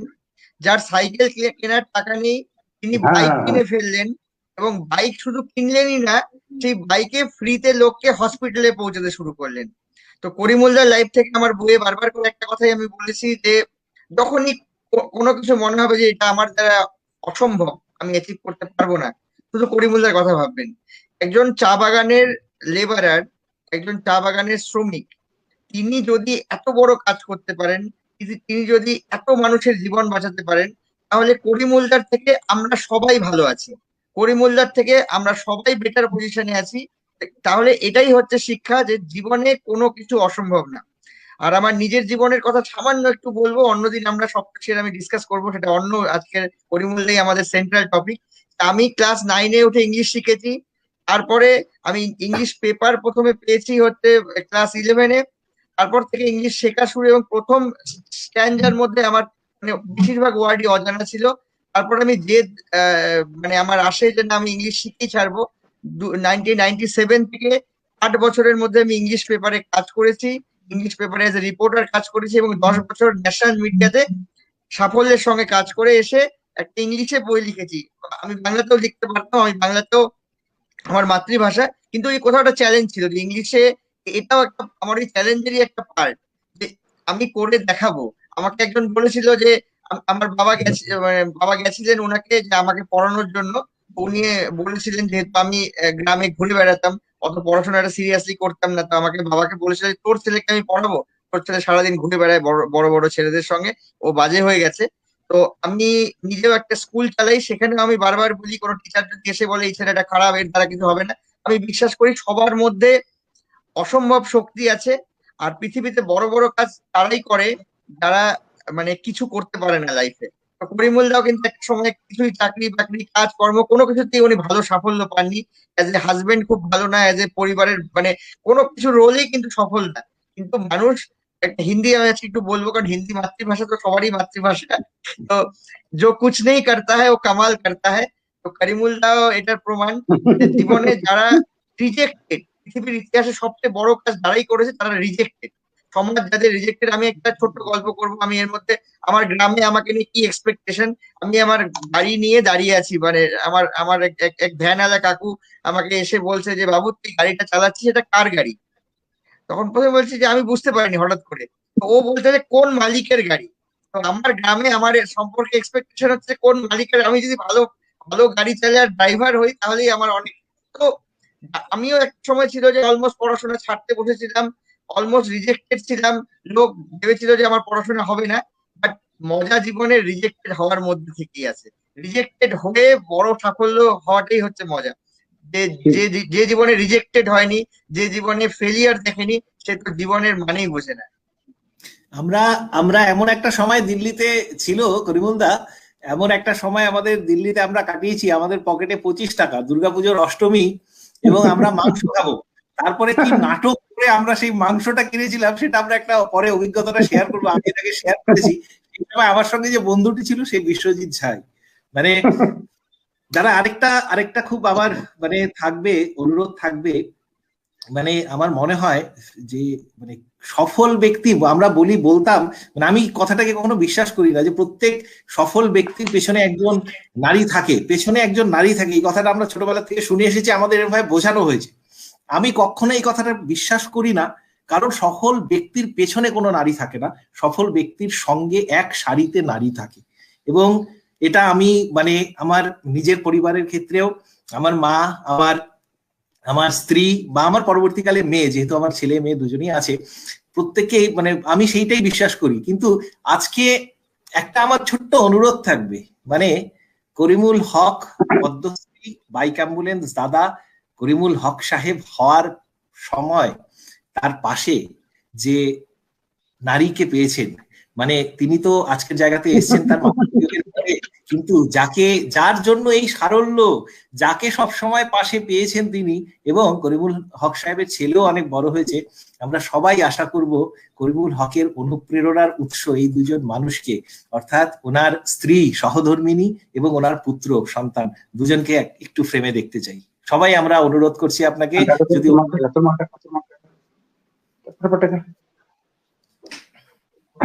করিমুল্লার কিন্তু সপ্তর্ষি আমি একটু বলে দিই যে করিমুল্লার মানে স্ত্রীর ভীষণ বড় সাপোর্ট।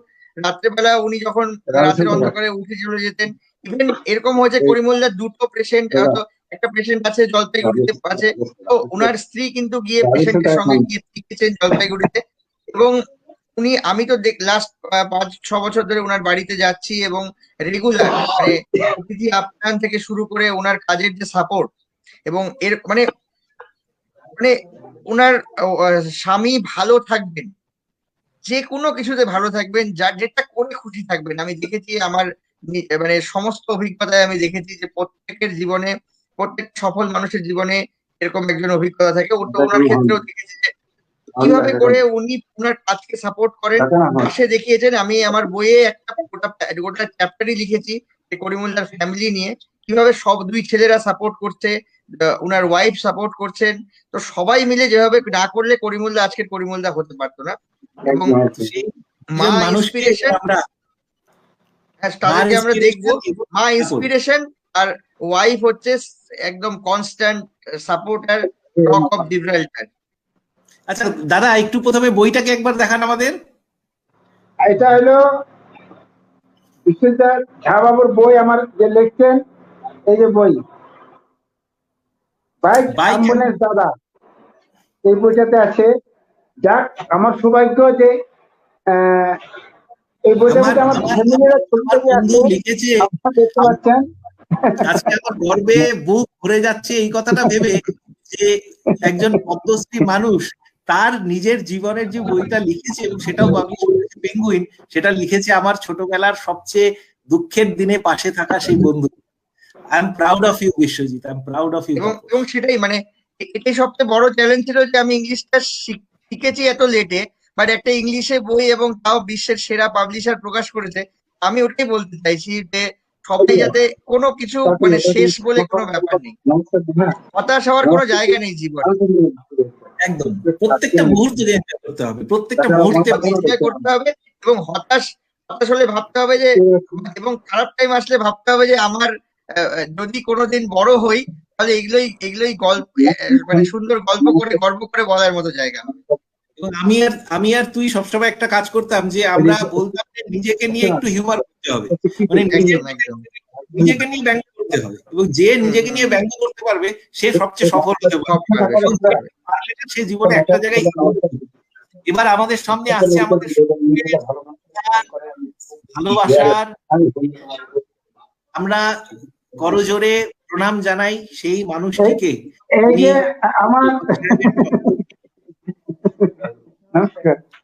নমস্কার, আমার ছেলে আছে, ছেলে পাশে আসতে পারো। হ্যাঁ, রাজেশ তোরা আয়। রাজু এবং রাজেশ দুই ছেলে আমাদের প্রিয় করিমুল হক। তুমি রাজু বড় রাজেশ, তোমাদের মাথার উপরে কত বড় দায়িত্ব আছে জানো তো? এবং আমি জানি যে তোমরা যে বাবা মায়ের তোমরা সন্তান, তোমরা অনেক অনেক উপরে যাবে। এবং প্রত্যেকটা মুহূর্তে মনে রেখো যে বাবা যেখানে, বাবার কাজটা সবে শুরু, সেটাকে এগিয়ে নিয়ে যেতে কিন্তু হবে তোমাদেরকে। সুতরাং মানে সারা দেশ তোমাদের দিকে তাকিয়ে থাকবে, এবং তোমরা আমার মনে হয় সামনের দিনে মানে কোটি কোটি মানুষকে অনুপ্রেরণা দেবে। তোমাদের জন্য অনেক ভালোবাসা, অনেক শুভেচ্ছা। ওরা পারবে, কারণ ওরা দুজনেই দায়িত্ব নিয়েছে, সমস্ত কাজকর্ম ভুলে গিয়ে ওরা বাবার স্বপ্নকে আরো অনেক উঁচু জায়গায় নিয়ে যাওয়ার চেষ্টা করছে, আমি প্রত্যক্ষ করছি। এবং দুজনের মধ্যে সেই তেজ আছে, সেই দম আছে, ওরা পারবে করিমুল্লার লেগাসিটাকে নিয়ে যেতে। ঠিক ঠিক ঠিক। আমাদের বৌদিকে আরো একবার আমাদের থেকে প্রণাম জানাই, আমাদের চ্যানেলের প্রত্যেকের তরফ থেকে প্রণাম জানাই। আমার চোখে আপনি, আপনার পরিবার আমার দেখা সবচেয়ে শিক্ষিত পরিবার। যে পরিবার মানুষকে জীবন দেয় তারা সবচেয়ে শিক্ষিত। একদম, খুব ভালো থাকুন, খুব ভালো থাকুন। বৌদির মুখ থেকে কিছু কথা শুনবো না আমরা? একটু বলেন, আপনি একটু বলেন করিমুল্লার কাজের ব্যাপারে। যখন যেত আপনার কোনো সময় কি মনে হতো যে এই বাড়ির এত কষ্টের মধ্যেও উনি এত লোকের সঙ্গে এত লোককে মানে কাজ করে যাচ্ছে, আপনার কোনো সময় রাগ হতো? না, আমাকে খুব খুশি লাগে, আমিও পাঠাই দিই, আমাকে খুব আনন্দ লাগে ওগুলা কাজ করার জন্য। আমিও তোমার দাদার সাথে যুক্ত থাকি। এই তো আমাদের গ্রাম বাংলার স্পিরিট, এটাই তো আমাদের। হসপিটালে ছিল এমন একজন মহিলা ছিল যার কেউ ছিল না, তার একটা সন্তান ছিল পাগল, ওই ওটাকে অপারেশন করতে গিয়ে হসপিটালে সরকারি ভাবে ছিল 3-4 দিন থাকার পর পেশেন্টটাকে অপারেশন করে নিয়ে এসে আমার বাড়িতে ছিল। পেশেন্টটা সুস্থ করে তারপর তৈরি করে তাকে বাড়িতে পাঠিয়ে দিয়েছে, ওটা দেখভালে নিজেই করছে, নিজে হসপিটালে ছিল 2-3 দিন, বাড়ি গিয়ে পৌঁছে দিয়ে আসি। হসপিটালেও ছিল ওর সাথে, কিচ্ছু নাই, ও মহিলার কেউ নাই। মানে আমার আজকে জানলাম যে মানে আপনি না থাকলে আমাদের সকলের প্রিয় বাইক অ্যাম্বুলেন্স দাদার জীবন কাহিনীটা হয়তো এতটা এগোতো না। এবং আপনার মতন মানুষ পাশে ছিল বলেই আমরা এত সুন্দর, এত মহানুভব, এত মহান দাদাকে পেয়েছি আমাদের মাঝে। শাশুড়ি মাকে ভালোবাসতো নিশ্চয়, তার জন্য আমাকে এগিয়ে দিয়েছে। ও আমার মাকে ভালোবাসতো। শাশুড়ি মাকে ভালোবাসে। খুব ভালো থাকুন, আমাদের সকলের শুভেচ্ছা প্রণাম সব সময় আপনার সঙ্গে থাকবে। আচ্ছা দাদা, এবার আমরা অনেক সিরিয়াস কথা বলেছি, এবার যেটা মানে অনেকেই শুনতে চায়, বলিউড এখন আমাদের করিমুল হক সাহেবের জীবন নিয়ে সিনেমা বানাতে যাচ্ছে, অনেকের নাম তো ভাবা হয়েছে। এবার মানে কেমন লাগছে, কিছুদিন পরে হয়তো আমরা দেখবো যে বলিউডে তৈরি হচ্ছে এবং লাস্টে করিমুল হকের ক্লিপিংস গুলো আসছে। মানে সে সময় একজন বাঙালি হিসাবে, আপনার জেলার বাসিন্দা হিসাবে, আপনার রাজ্যের বাসিন্দা হিসাবে, একজন সাধারণ মানুষ হিসাবে আমি মানে গর্বে গর্বে হাততালি দেব। এবং সেই দিনটা মানে সত্যি কথা মানে কেমন লাগছে? কেমন লাগছে? দেখুন, আমি যে কাজ করি আমি চাইনি যে আমার এগুলো হোক এগুলো হোক। একটা মা যখন একটা ছেলেকে লেখাপড়া করার জন্য মানুষের বাড়িতে থালা মাজে, বাসন মাজে বা মাঠে কাজ করে, ছেলেটাকে মানুষ করে তৈরি করতে হবে, এটা একটা মায়ের চিন্তাধারা। সেই রূপে আমার একটা চিন্তাধারা যে আমি যে হসপিটালটা বানিয়েছি, মানুষ যতটুকু অর্থ দিয়েছে সেটা দিয়েও আমার এখনো 1 কোটি টাকার প্রজেক্ট আছে। এটা সেই 1 কোটি টাকার প্রজেক্টের মধ্যে প্রায় 40-50 লাখ টাকা খরচা হয়ে গেছে, আরো এখানে মেশিন পত্র নানা রকম বসাবো। সেটা করতে গিয়ে আমার কাহিনী, আমার যে বলিউড একটা বই করবে, যিনি ইরফান খান করার কথা ছিল উনি তো মরে চলে গেলেন, হ্যাঁ আমাদের কাছে নেই। নতুন যে এখন প্রডিউসার হচ্ছেন, চেন্নাই এক্সপ্রেসের প্রডিউসার, হ্যাঁ উনি করতেছেন। তো আমার নিশ্চয়ই বইটা ভালো হবে, সবাই দেখবে, সেটা অনেকদিন থেকে এটা কথাবার্তা চলছে। আর একটা ফিল্ম করতে গিয়ে বেশ কিছু টাইম লাগে, অনেক কিছু করতে হয়। তো আমার এই সামনে মার্চ থেকে শুটিংও আরম্ভ হয়ে যাচ্ছে, ওনারা বোম্বাই থেকে অনেক লোকে এসে গেছেন, আর চলেও যাচ্ছে, লেখালেখিও কমপ্লিট হচ্ছে। কারণ ওরা বলে যে দেখো, মিডিয়াকে ফট করে তুমি যদি পাবলিককে যদি এগুলো শেয়ার করো, তাহলে তোমার বাড়িতে গিয়ে তোমার নেচারটা আমরা ধরতে পারবো না। ওরা চুরি করে আসে, যেরকম ফ্লাইটে আসতেছে, কেউ জানলো না, থাকলো, আবার এক রাতে আমার সবকিছু কাগজপত্র করে টরে নিয়ে ওরা আবার তারপর দিন আবার ফ্লাইট ধরতে চলে যাচ্ছে। এই কাজ চলছে। কিন্তু কিন্তু সবচেয়ে বড় জিনিস, সামনে মার্চ থেকে হয়তো আমার একটা শুটিং আরম্ভ হবে, ফিল্মটা হবে। এই ফিল্মটা হওয়ার যদি কিছু টাকা পয়সা আমি পাই, তা আমার একটা চিন্তাধারা আগেরও ছিল, এখনো ছিল, অঙ্কে যদি মোটা টাকা পাই, বেশি টাকা, যেটা আমার হসপিটালে হয়তো মোটামুটি কিছুটা হয়ে গেছে, আর এত টাকা আমি কি করব, তাহলে ওইসব টাকা দিয়ে সমাজের যে কিছু কিছু আছে, পুরাটাই যে তৈরি করেছে সরকার, আমাদেরও কিছু কাঁধে নেওয়ার দরকার। সরকার যেটা করছে করছে, আমাদের যেহেতু দেশবাসী হিসেবে, দেশটাকে ভালোবাসা হিসেবে, গ্রাম বাংলাকে ভালোবাসা হিসেবে আমরাও যদি কিছু অর্থ খরচা করি দেশের স্বার্থে, নিজের অর্থ মানে বেশি হয়ে গেছে যেটা, সেরকম বইয়ের টাকা যদি আমি পাই, ওই চেন নদীর ব্রিজটা আছে, ব্রিজের টাকা হয়তো সরকারকে কিছু দিব, এসব বাংলা সরকার হতে পারে, কেন্দ্র সরকার হতে পারে, এইসব টাকা দিয়ে এই ব্রিজ, রাস্তাঘাট তৈরি করবে। এরকম আরো যদি কোথাও হসপিটাল ছোট করতে হয় সেটা করবে। এই টাকা দিয়ে আমার ফ্যামিলিকে চলার মতন দিব না। এই কারণেই দেব না যে আমার কাহিনী দিয়ে আরো মানুষ কিছু অর্থ মানে উপকৃত হোক। আর ছেলেকে আমি, আমার যে হসপিটালটা আছে, আমার ছেলে বা ছেলের বৌমা, ওরা এগুলা বেলেন্সি টেলেন্সি মুছে খুছে এরাই খাবে, মানুষ দিচ্ছে দিচ্ছে, ওরাও খাবে, লেবারি কাজটা করেই খাবে। অর্থ টাকা জমে লাভটা কি হবে? পেটটা ভরলেই হলো, দিন চললেই হলো, তাই না?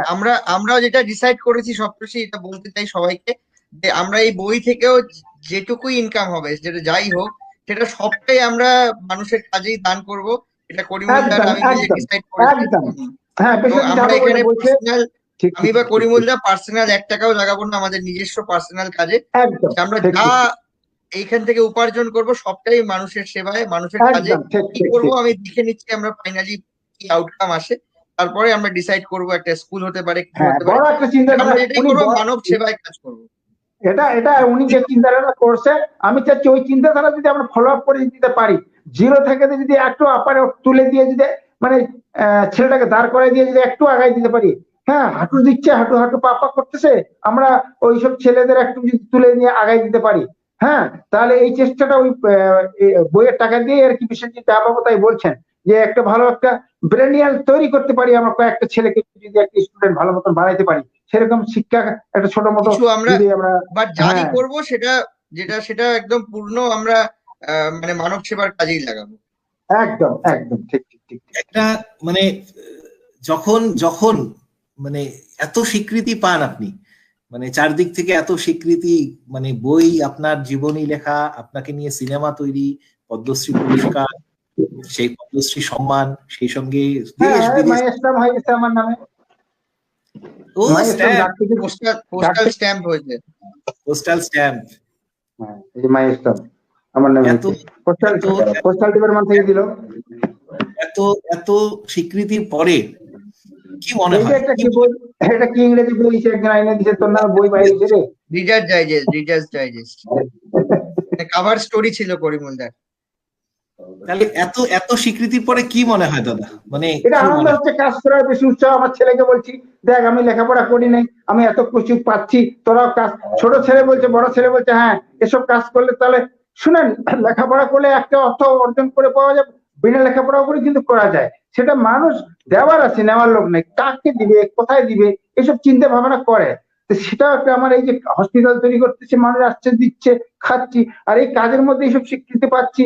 এটাও আমি চাচ্ছি যে আমার মতন আরো 2টা, একটা কর্মী হলে চলবে না, আরো 10টা কর্মী গ্রামে গঞ্জে ছড়িয়ে যাক, মানুষের সেবা করুক, মানুষের কাজ করুক। কেউ যদি করতে চায় আমার কাছে বুদ্ধি ভরসা হোক, আমি সাহায্য করবো 100%। একটা কর্মী দিয়ে সারা ভারতবর্ষে তৈরি হোক কর্মী।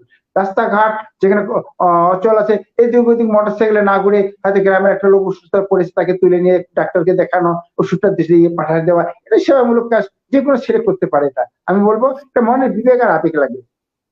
আমাদের আমাদের মানে আজকের এই এতক্ষণের আড্ডাটা সফল হবে যদি সামনের দিনে আমাদের যারা আজকে শ্রোতা আছে, দর্শক আছে, তাদের মধ্য থেকে আরো এরকম করিমুল হকের মতন মানুষ করিমুল হক উঠে আসে, বেরিয়ে আসে। আরো একদম। করিমুল হক বেরিয়ে আসে। এবং সবাইকে একটাই কথা বলবো যে আমরা সাফল্যতে, আমি সবসময় মনে করি সাফল্য মানুষকে নত করবে, সাফল্য মানুষকে বিনয়ী করবে। আমি আর তাপস মাঝে মাঝে, বিশ্বজিৎ মাঝে মাঝেই মানে আমাদের এই ফিলোসফিক্যাল সাইড গুলোকে নিয়ে আলোচনা করি যে যত উপরে উঠবো তত আমার চোখটা নিচের দিকে তত নামবে। নম্র হতে হবে, তত অহংকার করা যাবে না কোনো জীবনে। স্যার আমার একটা অভ্যাস খুব খারাপ আছে, আমি এখনো, আমি বিশ্বজিৎ ঝা বাবু বলে, আমার একটা অভ্যাস, একটা মোবাইল ঠিক মতো চালাতে পারি না।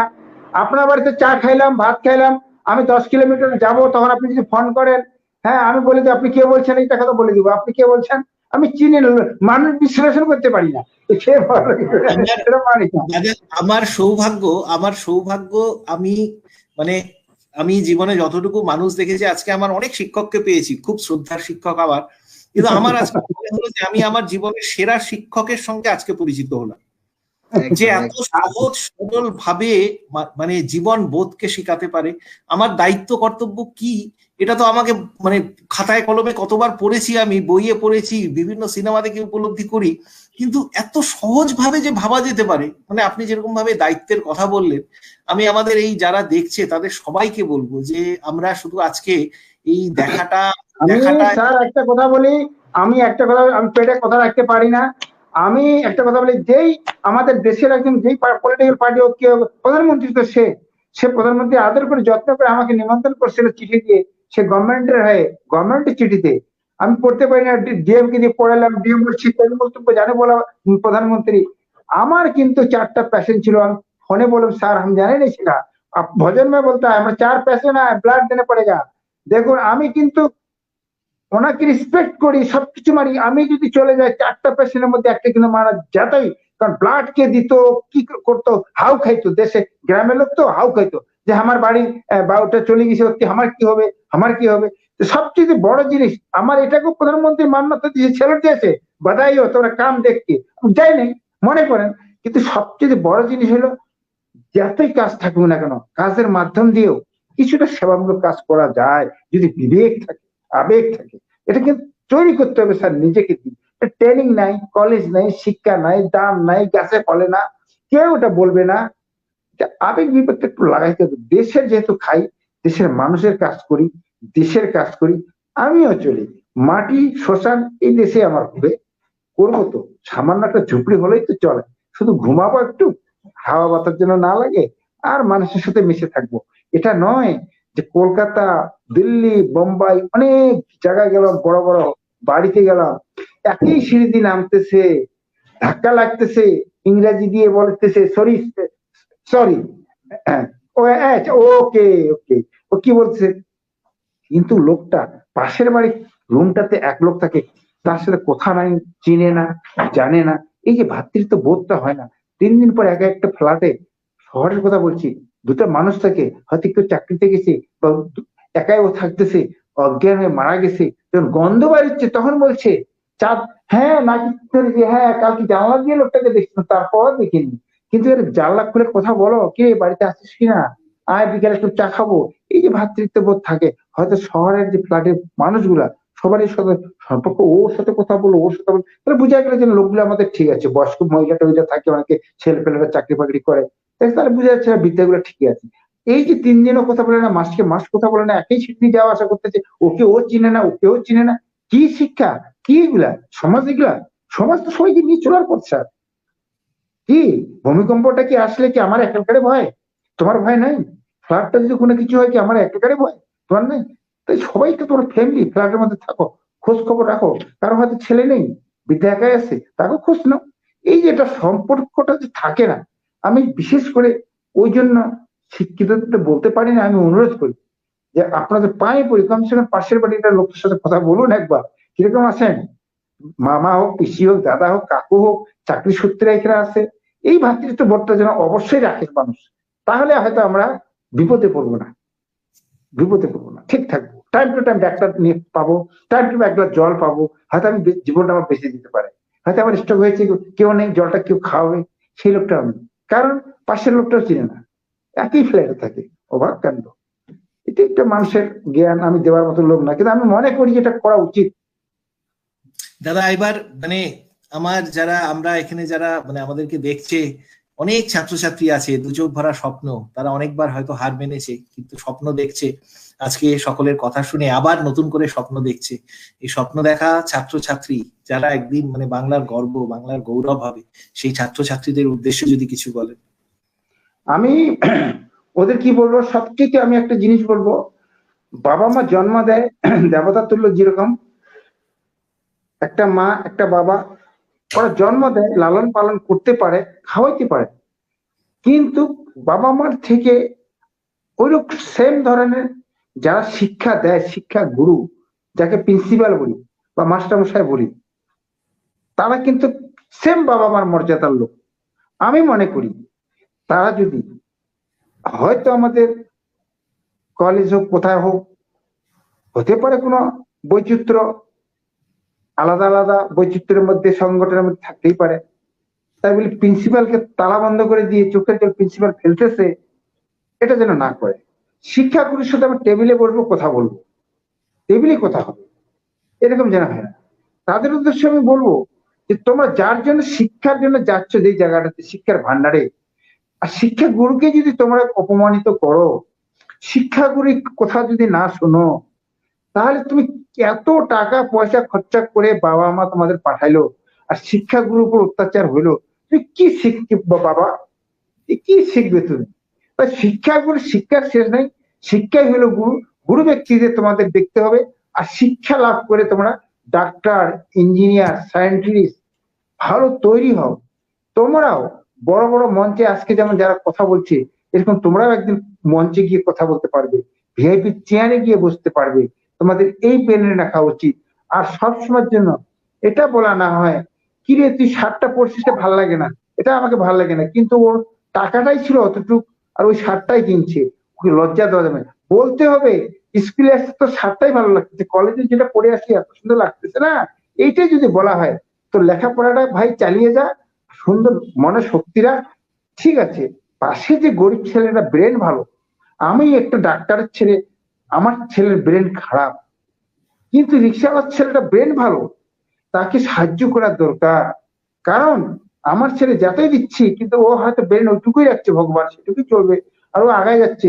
ওই রিক্সাওয়ালার ছেলে আমার হিংসা করা চলবে না, ওকে ডাক্তার বানাতে, ইঞ্জিনিয়ার হবে, তাকে আমরা সবাই সাহায্য করি, সবাই সাহায্য করি, তাকে তুলবো, সেটাকেই বলে শিক্ষা, হিংসা নয়। যে আমার ছেলে কেন পারলো না, ওর ছেলে হচ্ছে, আমি কিছু দিব না, তাহলে একটা শিক্ষা হলো না, এটা হিংসা হলো। শিক্ষার ভান্ডারই হলো মানুষকে এগিয়ে দেওয়া, মানুষের সাথে মেশা, অহংকার না করা, এগুলো শিক্ষার ভান্ডার। তার নাম হলো শিক্ষা। দীক্ষা যেরকম নিতে হয়, ধর্মের শিক্ষা এরকম আছে।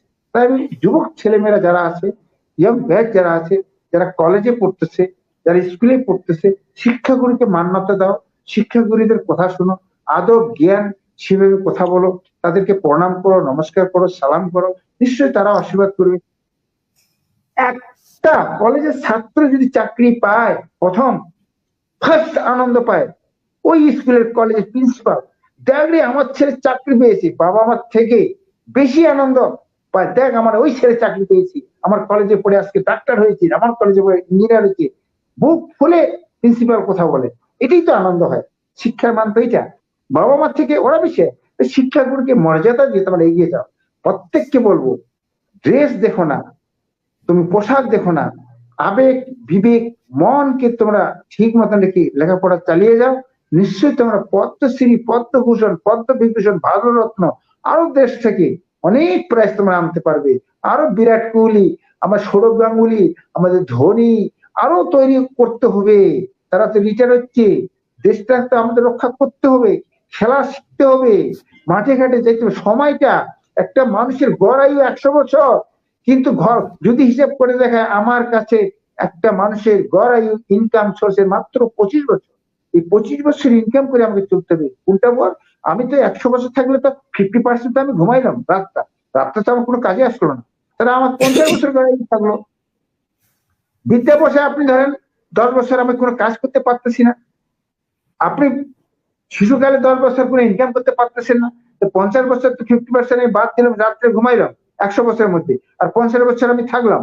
10 বছর বিদ্যা 40 বছর থাকলো, শিশুকাল গেল 10, আর থাকলো তার কত 40 থেকে 30 বছর থাকলো। আর এই যে এদিকে আড্ডা মারে এখানে কথা বলার দিকে 5 বাদ দেন, তার 25টা বছর আমাকে পরিশ্রম করতে হবে, আর 100 বছর সেই ইনকাম আমাকে খেতে হবে। এটা হিসাব নিয়ে চলতে হবে আমাদের।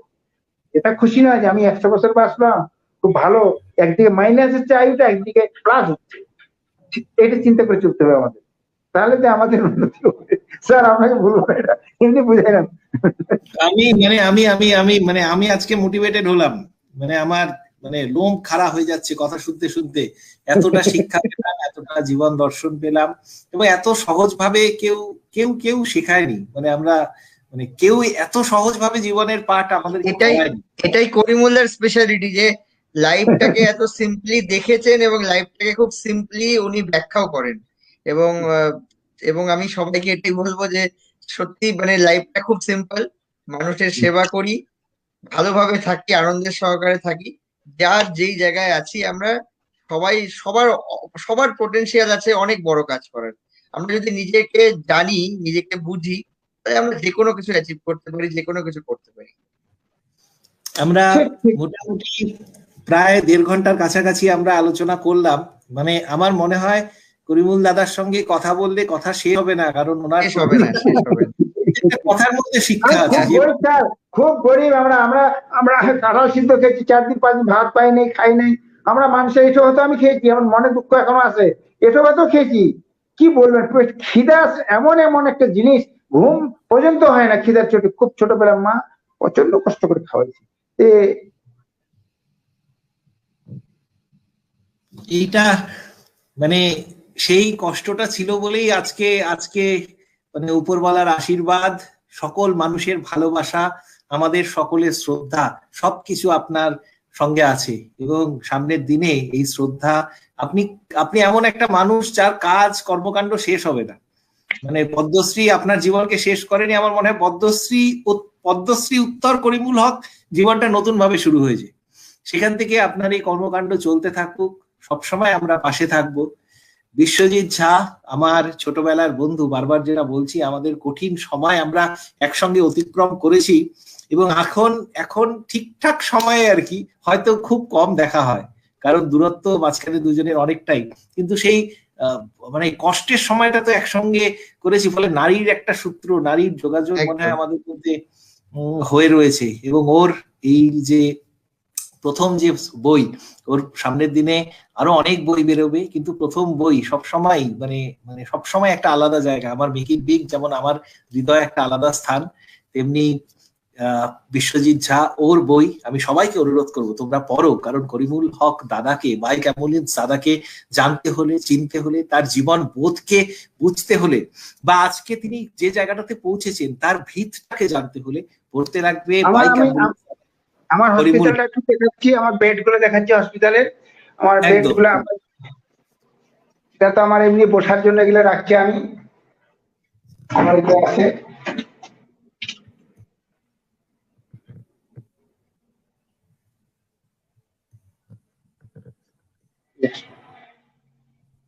হসপিটালের বেড, যে হসপিটাল যার পাকা, যার বাড়ি, নিজের ঘর কাঁচা, এটাও সবার শেখার আছে যে নিজের জন্য উনি করেননি, হসপিটাল কিন্তু দারুণ, যতটা পারছেন ভালো করতেন, ভালো করে রং করতেন, সব করছেন, বাট নিজের ঘর কিন্তু কাঁচা ঘর আজকেও। না স্যার, বাড়ি ঘরের জন্য ওটা আমি ঘুমাইতে হয়, একটু শুইতে হয়, ঘুমাইতে হয়, ঘুমাচ্ছি, এটা সেটা বড় জিনিস না। আমি মানুষ আমাকে সাহায্য দিয়েছে হসপিটালের জন্য, তাই হসপিটাল বানিয়েছি। কেউ যদি বলতো তোর ঘরটা বানা, তাহলে নিশ্চয় বানাইতাম, কিন্তু মানুষ সাহায্য বেশি করে দিচ্ছে হসপিটালের জন্য। তাই ও টাকা আমি এখানে খরচা করলে মায়ের আত্মাও শান্তি হবে না, পুণ্য পাবো না। তাই মানুষ যেটাতে টাকা দিয়েছে সেটা কাজে সেটা লাগাইছি, যেটা খেতে দেয় সেটা খাই। আজকে মানুষ অনেকে সাহায্য দিচ্ছে হসপিটালটা বানানোর জন্য, তাই হসপিটালটা হয়েছে।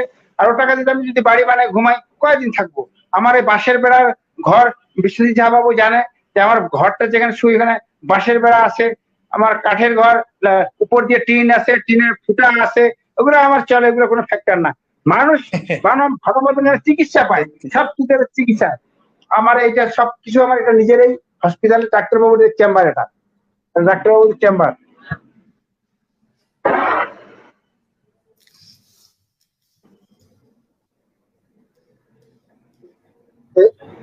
জোর কদমে কাজ চালাচ্ছি আমি।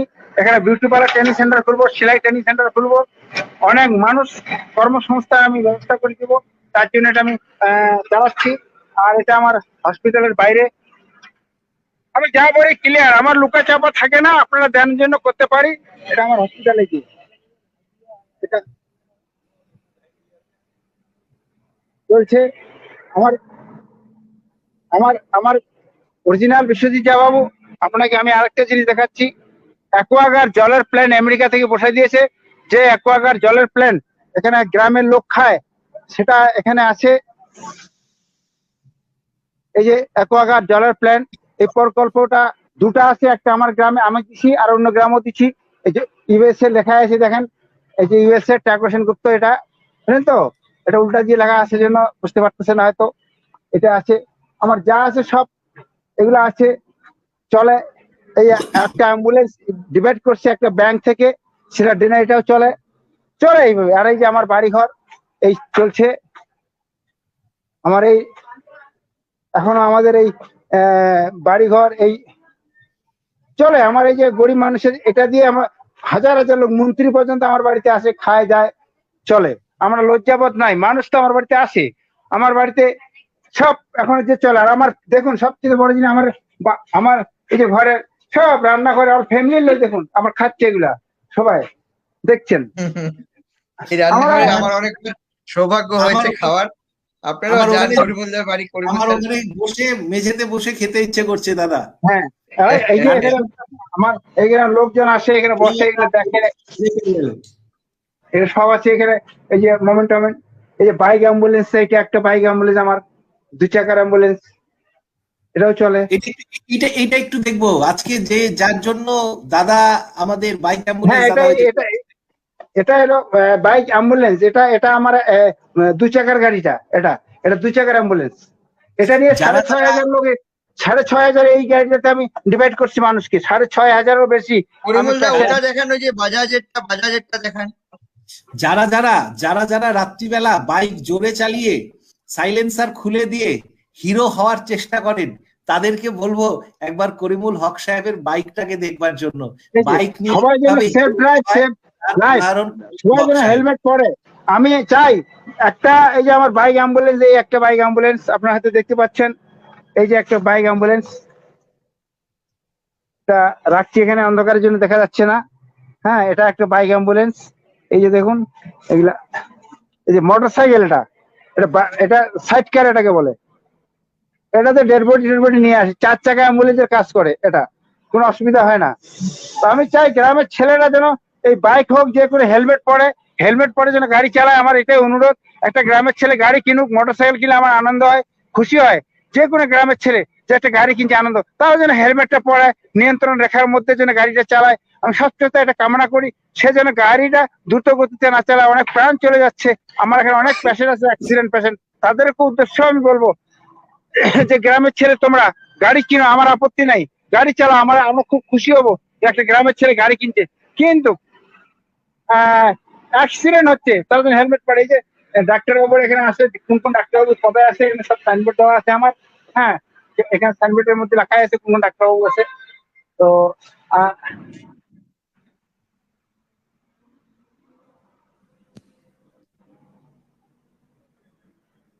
ফায়ার সেফটি টিম আমার এখানে সবাই আছে, এখানে চলছে কাজকর্ম চলছে স্যার। বাড়ি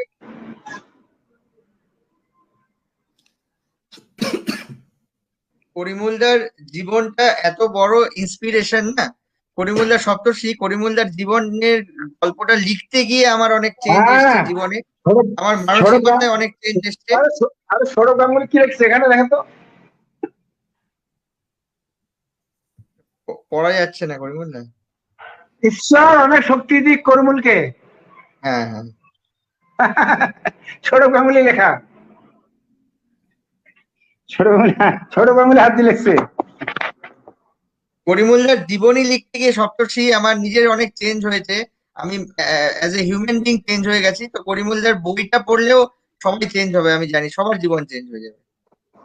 না, আমি চাচ্ছি আমার বইটা পড়ে দুইটা লোক যদি, দুইটা সন্তানকে যদি আমরা তৈরি করতে পারি দেশের মধ্যে, আমি চাই তাও আমাদের লাভ আছে। কমসে কম বইটা কমসে কম পড়ুক, এই বই সারা দেশ সারা বিশ্বে যাক। আমি চাচ্ছি যে মানুষ যেন মানুষের কল্যাণে আসে।